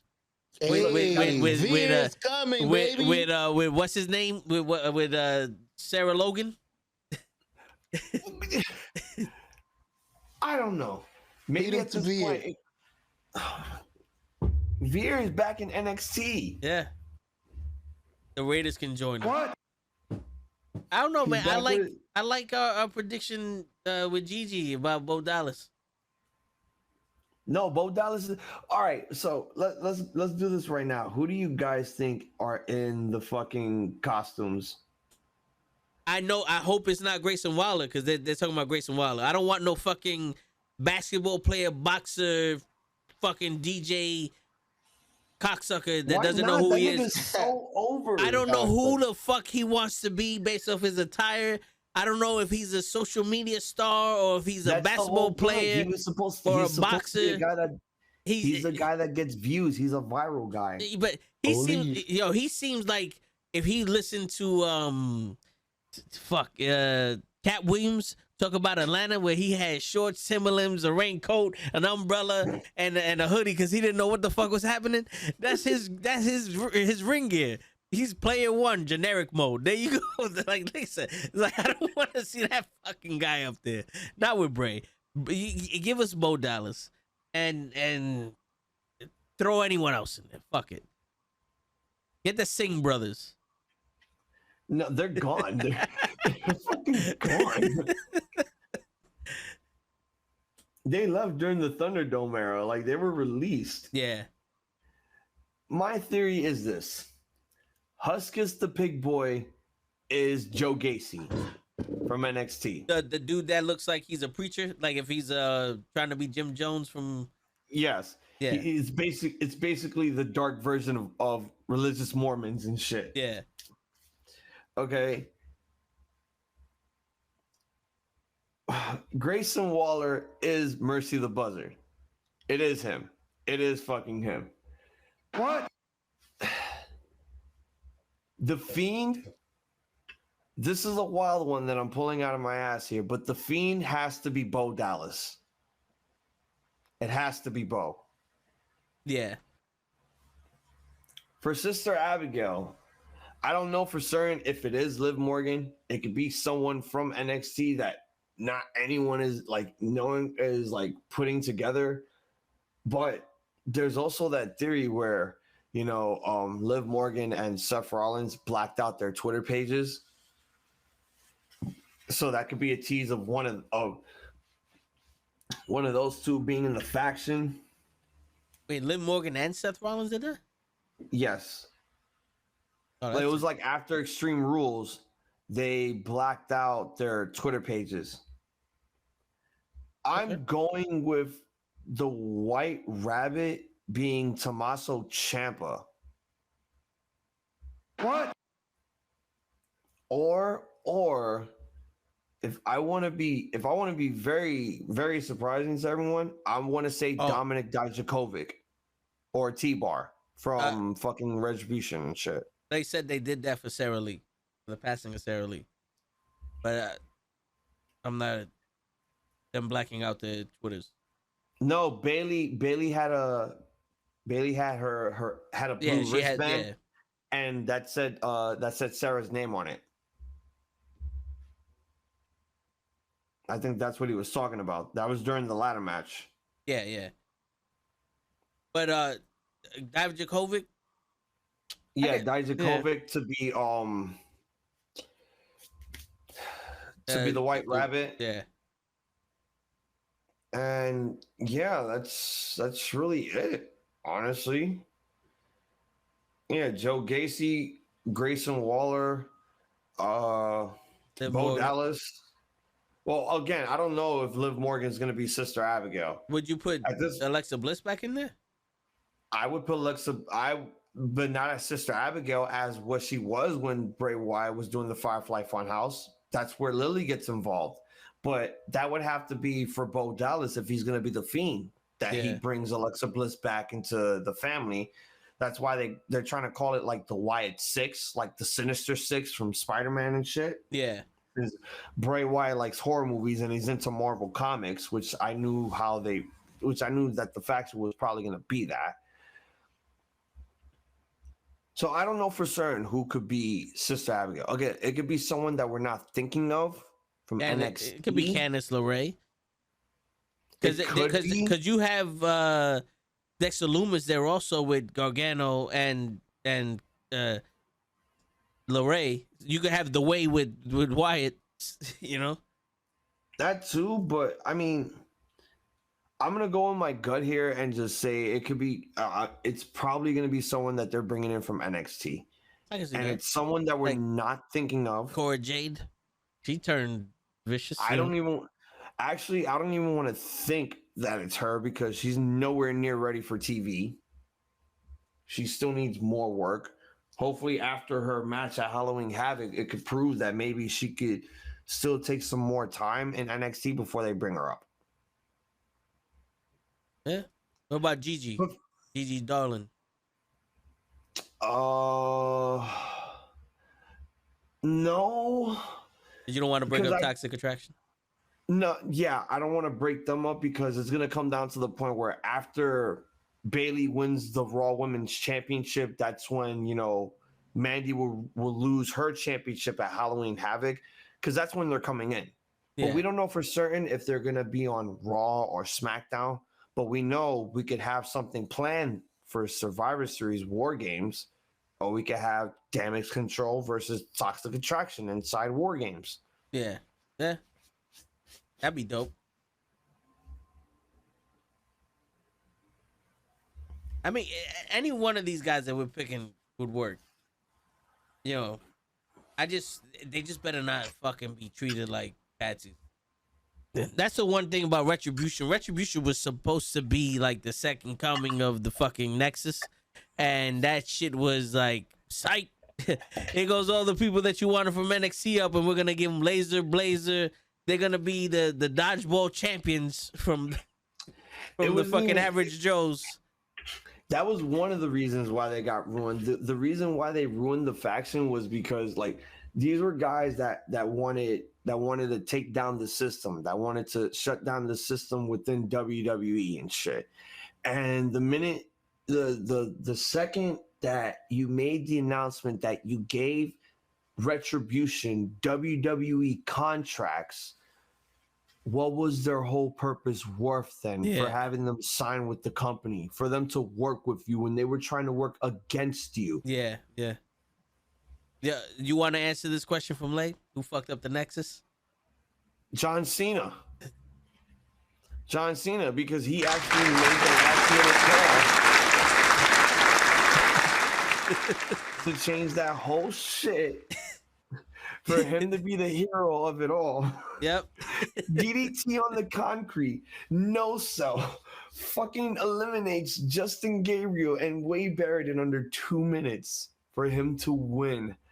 I was so fucking pissed because everyone was waiting for the Nexus to actually take over and actually do this invasion really good. Yeah. And what did Cena do? He went in there and squashed it because he thought that Team WWE needed to be the heroes in this scenario. You could have waited another 3 months to do this shit. Yep. You had to do it now. You had to ruin the potential of 7 rookie superstars who wanted to make a huge name, who made the biggest debut of all, who shocked everyone, beating up not just the wrestlers, not just Punk, not just Ryback, not just Cena. They were, not just the Straight Edge Society and Cena. They were beating up announcers. They were beating up the commentators. They were beating up the cameramen. Yep. They were beating up everybody. It was like the Nexus is gonna win, and John Cena said, So what you saying? Yeah. Meanwhile, Bro, Edge and Jericho told him not to. I paid hard-earned money. I was so hyped for this match. I had a Nexus shirt, everything. I was ready to go. All of a sudden, Cena gets DDT'd on the concrete. He no-sells it. He FUs fucking Justin Gabriel, eliminates him. Right after that, gets right up, puts fucking Wade Barrett in the STF, and he taps out. I was just... Yeah. And that was the biggest fall ever. They couldn't do nothing. They couldn't even do nothing when they changed to the core. Nothing. It wasn't even when they changed. There was no saving them after that match. And everyone was like, at that point, everyone at that point was really starting to hate. This was 2010. Everyone was really hating Cena. And everyone was really getting to the point where, like, yo, we're really sick of this shit. You got to do something. And Cena was winning all the fucking big matches.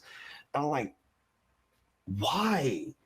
Like, the story cannot end with just, lol, Cena wins. Like, what the fuck?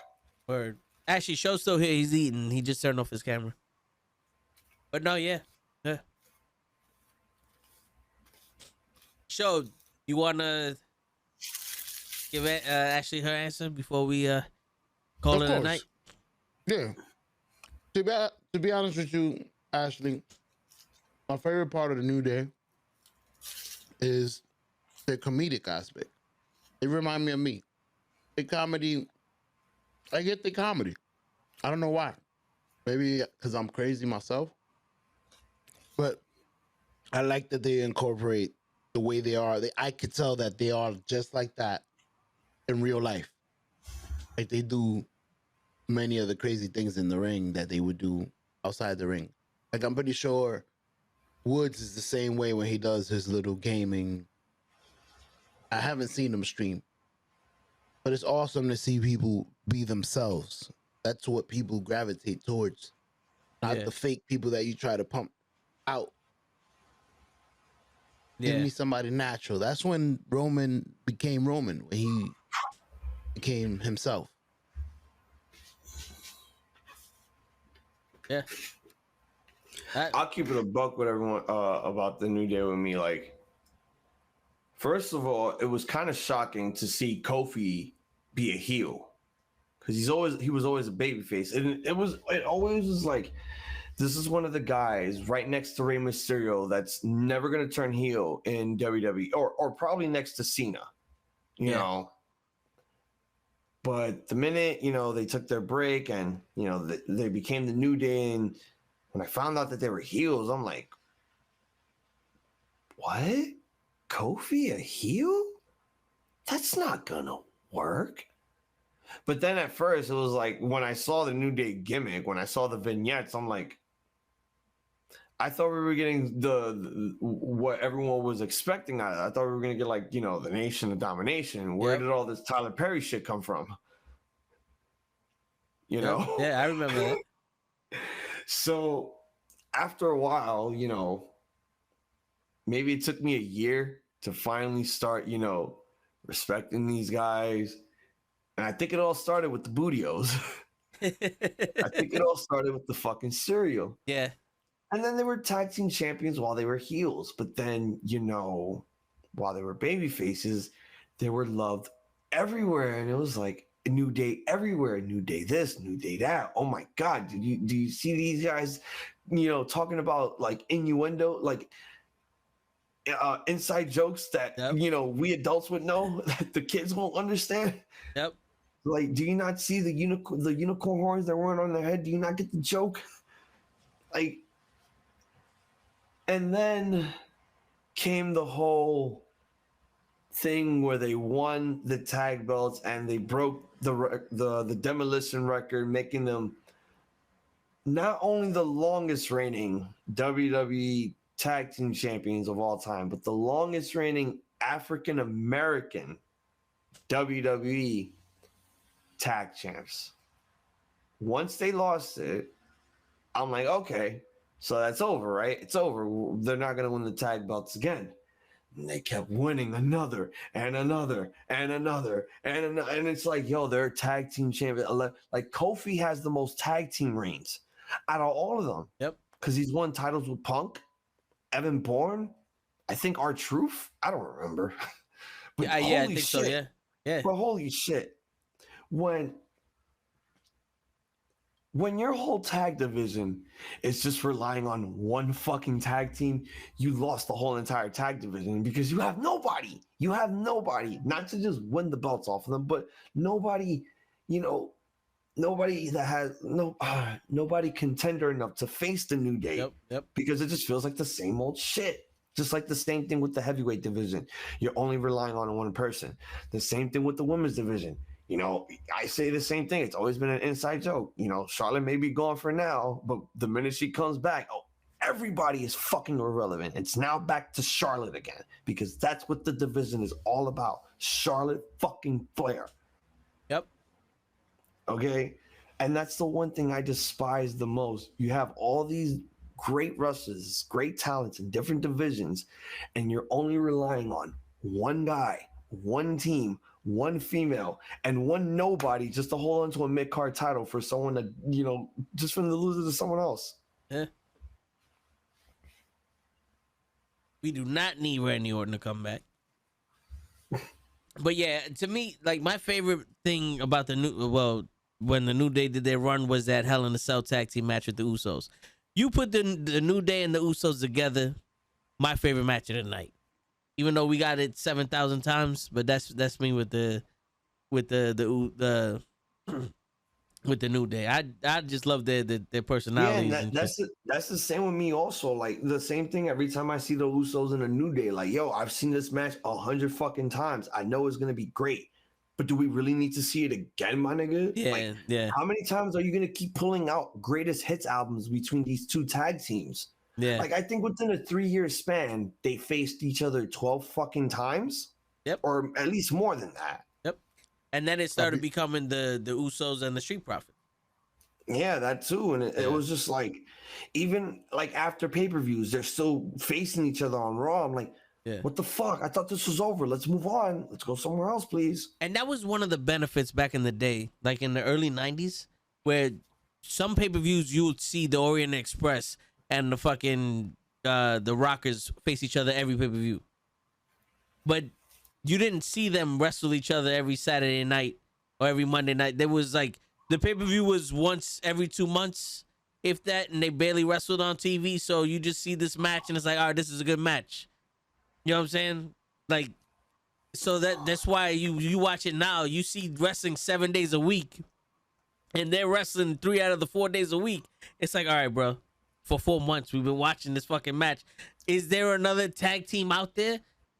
We're getting the same meal every day. Yo, how's the chicken at this place? You know what I'm saying? Even people that go to house shows will be saying like, yo, I saw this match last night. We dead ass getting this shit again, son. Like, why? Yeah. Like, I understand that there's a bunch of other tag teams there that don't feel like they're worthy enough to face against these people, but holy fucking shit, can we fucking use them? Right, yeah. Can we use them for something? Like, can we not have them just show up thinking that they're gonna work, knowing that they're not, just to sit in catering prison, not be on your phone and watch the show just for you to get paid? Yep. It's fucked up. It's fucked up. That's why I say now that with Triple H in charge of creative talent, behind the scenes stuff, all that shit. Now that he's in charge of all of that, from what we've seen within the past 2.5 months of him running the company, since Vince McMahon can't keep it in his pants with fucking his own employees. Like, I wanted to get your thoughts on that shit. Fuck. Look, since Paul has been running things, and yes, I call the man Paul now, since he's now running shit and not wrestling, not because he has a pacemaker. Yeah. He has been boosting up the ratings for Raw and SmackDown. He has his buddy running fucking NXT. He has his best friends working with him backstage, behind the scenes, and all that stuff. That's why I may say, you know, Brett may have been right about the Montreal screw job, but you want to know who wins overall? The fucking Click. Yeah. Because they're running the company now. Yep. They're running the fucking company. So there's like, there's no going back from that. And I have enjoyed everything that Hunter has done, you know, from the White Rabbit skits to, you know, everything on SmackDown to pushing guys that are worthy, that were, you know, not worth Vince's time, you know, actually making mid-card titles feel important, giving them, you know, promo packages, background, like story backgrounds for new people who are trying to get into the wrestling product, who never watched wrestling in their life. Yeah. And they're doing this for the new fans. And I like that. My biggest issue, fire Kevin Dunn. I'm done with the fucking nauseating camera cuts and all this bullshit. Oh, it makes me want to vomit. Oh yeah. You know how much shit we missed during that 6-man tag match? And get rid of Bruce Pritchard too. Get rid of Bruce Pritchard too, because last time I checked, this is supposed to be a sports-based product. I'm not here to get horny. I'm not here to watch female wrestlers that look hot and get horny off of this shit. Get rid of his ass. He brings nothing to the table. At this point, he's already old enough to even stop doing creative stuff. Yeah. He's done. He's just been hiring all these like random women for NXT, and it's just like they just show more sex appeal. And it's like, if this was me, I'm not here to hire you because of how you look. I'm not gonna hire you because of, you know, how toxic you are on the internet. I'm not here to hire people who are sensitive or offensive or pretty. I'm here to hire talent that could put on a good show in that ring and make me money. Yeah, no, it's true. It's true because, you know, if you want to get away from that stigma that, you know, the Divas era and the bra and panties and all other shit, we need talent. Yes. Like, yeah, women can look pretty. Women can look hot. But I'm not trying to have them go out there looking all fucking, like, looking like your fucking OnlyFans subscriber and shit. No, I'm trying to have them go out there looking like badasses. Yeah, be like wrestlers. Yes. What's going on, Sean? Only fat. Nah, yeah. No. Yeah. I was laughing at the only fat. No, but it's true though. You know, like yeah, women are naturally gonna be beautiful to us, but we also want to see. We want to see wrestling.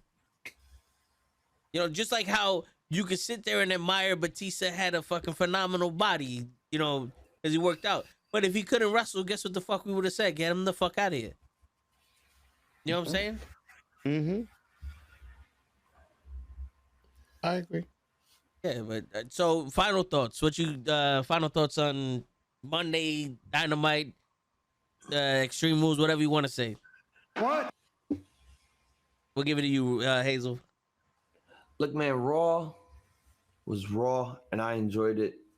They didn't do so much of the nostalgia. They saved all that for the end and focused more on everyone that needed to participate on the show, and that was really more important.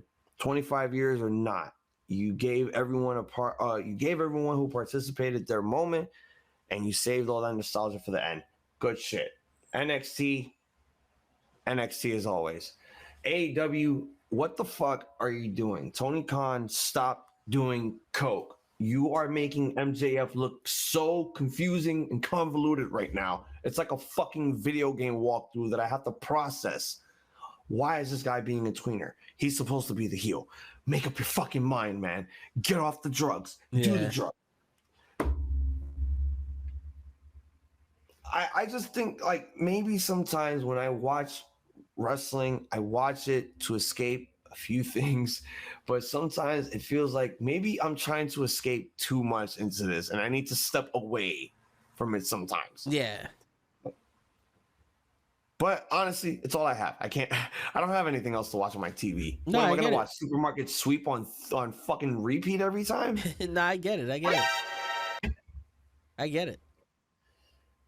AEW wrestling is the best. As long as, you know, it's 8 o'clock or 9 o'clock or whatever the fuck, and wrestling is on, I sit there and enjoy it because it's really the best thing that's on right now. Like, come on, Yeah. You know, wrestling is still hot even to this day, no matter, you know, all the news and all that dirt sheet nonsense. AEW will still be at the top of its game also, no matter how much crazy shit they do inside the ring and outside the ring. Because apparently there's more backstage stuff than in-ring competition. Yeah. Cannibalism. There's more cannibalism in wrestling now. According to Dexter Loomis, I'm pretty sure he's gonna eat the Miz one day, and I know the Lay is always here for that. Anything that happens to the Miz, Lay's for. I just want that man to be like murdered by him already. Like, this is just ridiculous. It's getting to the that match could have been on Extreme Rules. That could have been on the kickoff show. Yeah, but I'm in my I know I said this a couple weeks ago, but I'm like, is my man sexually assaulting the Miz? Like, what's going on here? Every day he's gonna just not like choke him out. Like, yeah. Did you ever get to see the Dahmer series on Netflix? Yes, I saw it. My man, every time he strokes Miz's hair, it's like, please don't go. Yeah. Don't go.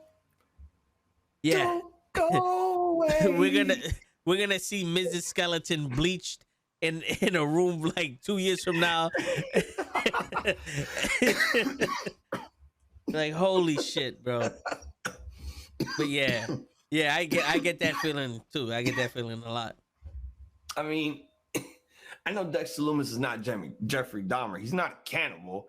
His way of being a sociopathic serial killer is murdering you with his artwork. Yeah, right. I just want to know what's going on now. Like, it's getting to the point where it's like, why is he doing this? I don't know. And he's gonna do this for the rest of his life? Because for that, it's like, well, we kind of really don't need you to fill up these 30 seconds of Raw. You know, it's funny. You should have brought this up because you watch Raw live on this shit. It's funny how this whole shit transitioned from AJ Styles to the fucking Miz. Yes, it did. Yeah. Yeah. Like, that was a 180 from out of nowhere. That's true. Like, that is true. Because, not for nothing, I would never bought AJ Styles getting his ass kicked every day by Dexter Loomis and not fighting back. The Miz, I can see him getting scared. I would have never found that believable. Yeah. AJ would have been on some one time you got the drop on him, and then after that, he's coming for you. There's no bitch in AJ Styles. Sorry, he beat up John Cena. There have been multiple times where, we would think Miz would have Dexter Loomis's number, with the security and all this other shit. But no, it's like, this man just has the upper hand. Yeah. And if you're a creepy serial killer and shit, why is the teleportation rule effective for Dexter Loomis? You're a normal human being. Yeah. Why are you teleporting from place to place? And that's true. He might be part magician. We don't know. He got a sling blade or something. He got the sling ring from Doctor Strange. Unless he's part of the Wide Six. I don't know. So they have a beat up John Cena shirt? They should. I remember when they said it, they should. Oh yeah, that was the hashtag of 2016. Hashtag beat up John Cena. Yep, when the club was there the first time. But yeah, Extreme Rules was good for what it was. The pay-per-views, the premium live events are getting better under H. You're starting to see a little bit of story, but like I said earlier, they just replaced Vince's people for H's people. I want to know where Cedric Alexander is. There's talks that they're trying out R-Truth and Shelton Benjamin as a tag team. I saw that. I don't watch Main Event, but I've seen video footage from someone apparently they were cutting a promo. I don't know if R-Truth was trying to make the guy dance or something, but I don't know where the fuck they're going with that. Yeah, I'm like, I don't get it, but listen, anything is possible. Frankly, I thought Shelton Benjamin was fucking injured. Yeah, Shelton Benjamin should have been one of those fucking wrestlers that got at least a title shot. Maybe he doesn't win the title, but at least be in that bracket once. He's a veteran. He's good enough to be there. Why are they on Saturday though? What the pay-per-views? I don't, because AEW was on it. I have no idea. Oh, that's why you said Saturday. Saturday night's main event. Oh.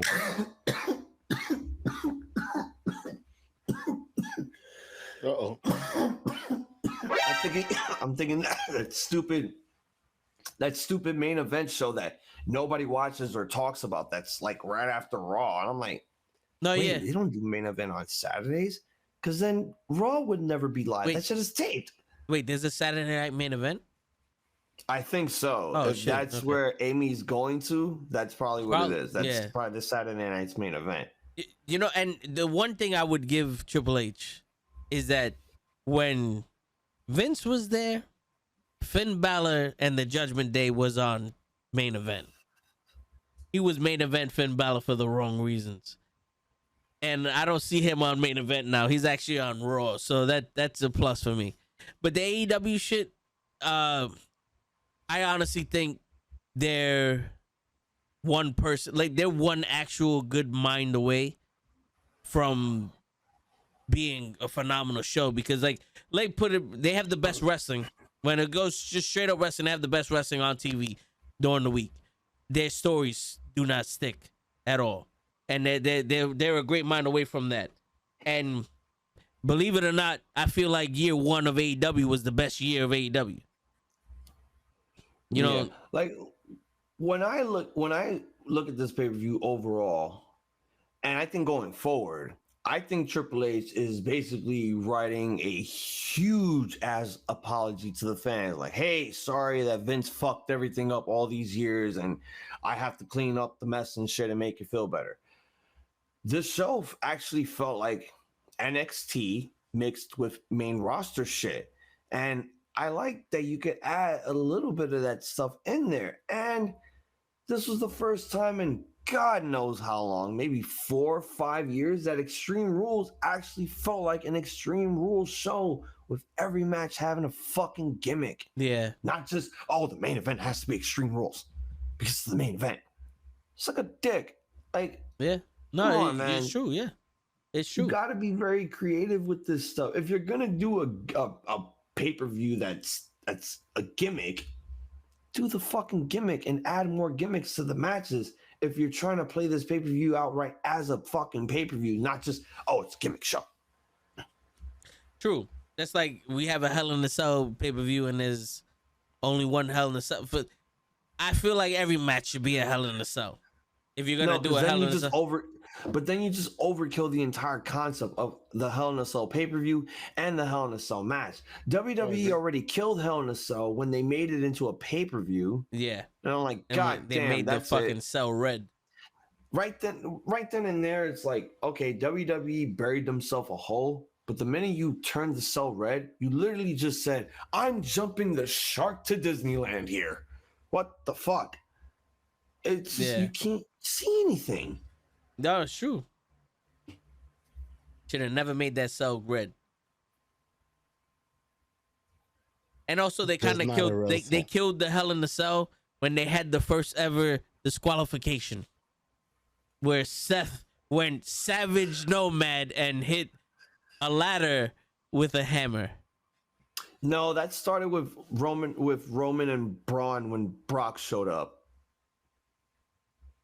They canceled the match there, ended in a no contest because Brock just decided to just kill everybody the minute these two men were down and out in the ring. And then that ruled a no contest. And then basically the most infamous one, the whole Fiend shit this man trying to actually kill him.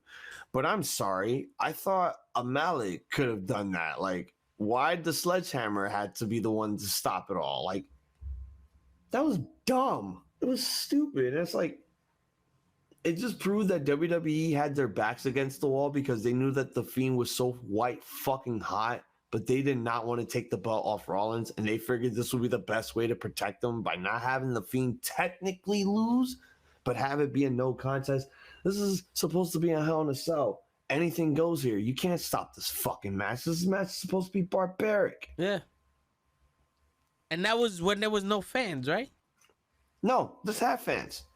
Oh. This is when, they debuted the Red Cell. Well, this is when they debuted the Red. No, they debuted the Red Cell with Brock and Roman. This is when they debuted the red lighting for the Fiend inside the red cell. Yes, yes. First of all, I'll admit I liked it, but then after a while, I'm like, am I watching a match or am I playing something out of the Virtual Boy here? 'Cause, oh my god, turn that shit off. Yeah, it's like when Sin Cara had the fucking orange light or that blue light. I'm like, yo, turn that shit off. Yeah. This is why I'm like, this is why I don't use Instagram filters, because goddamn, this is so nauseating. Yep. Like, it was so distracting. It distracted everything. You were more focused on the red lighting than everything that was taking place in that match. Yeah.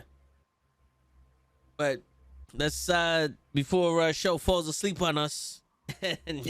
And like an asshole, we gotta work tomorrow. So you know how that shit goes. But yo, pleasure having you on, Hazel. Appreciate you coming on. Anytime, brother. Yeah, man. Extreme Rules was pretty good. Dope show. You want to say anything before I sign us off? What's up? Hey, I do apologize for not being here. It's nice to be back for a couple of minutes. Yeah. I hope to be back tomorrow on time. Can't wait to be on vacation, but the show shall live on. Through the toe. Keep me alive, man. we trying. Well, I wouldn't. I love y'all. It's been real. Yeah. And on that note, ladies and gentlemen, it's your friendly neighborhood knucklehead signing out. Peace, everybody.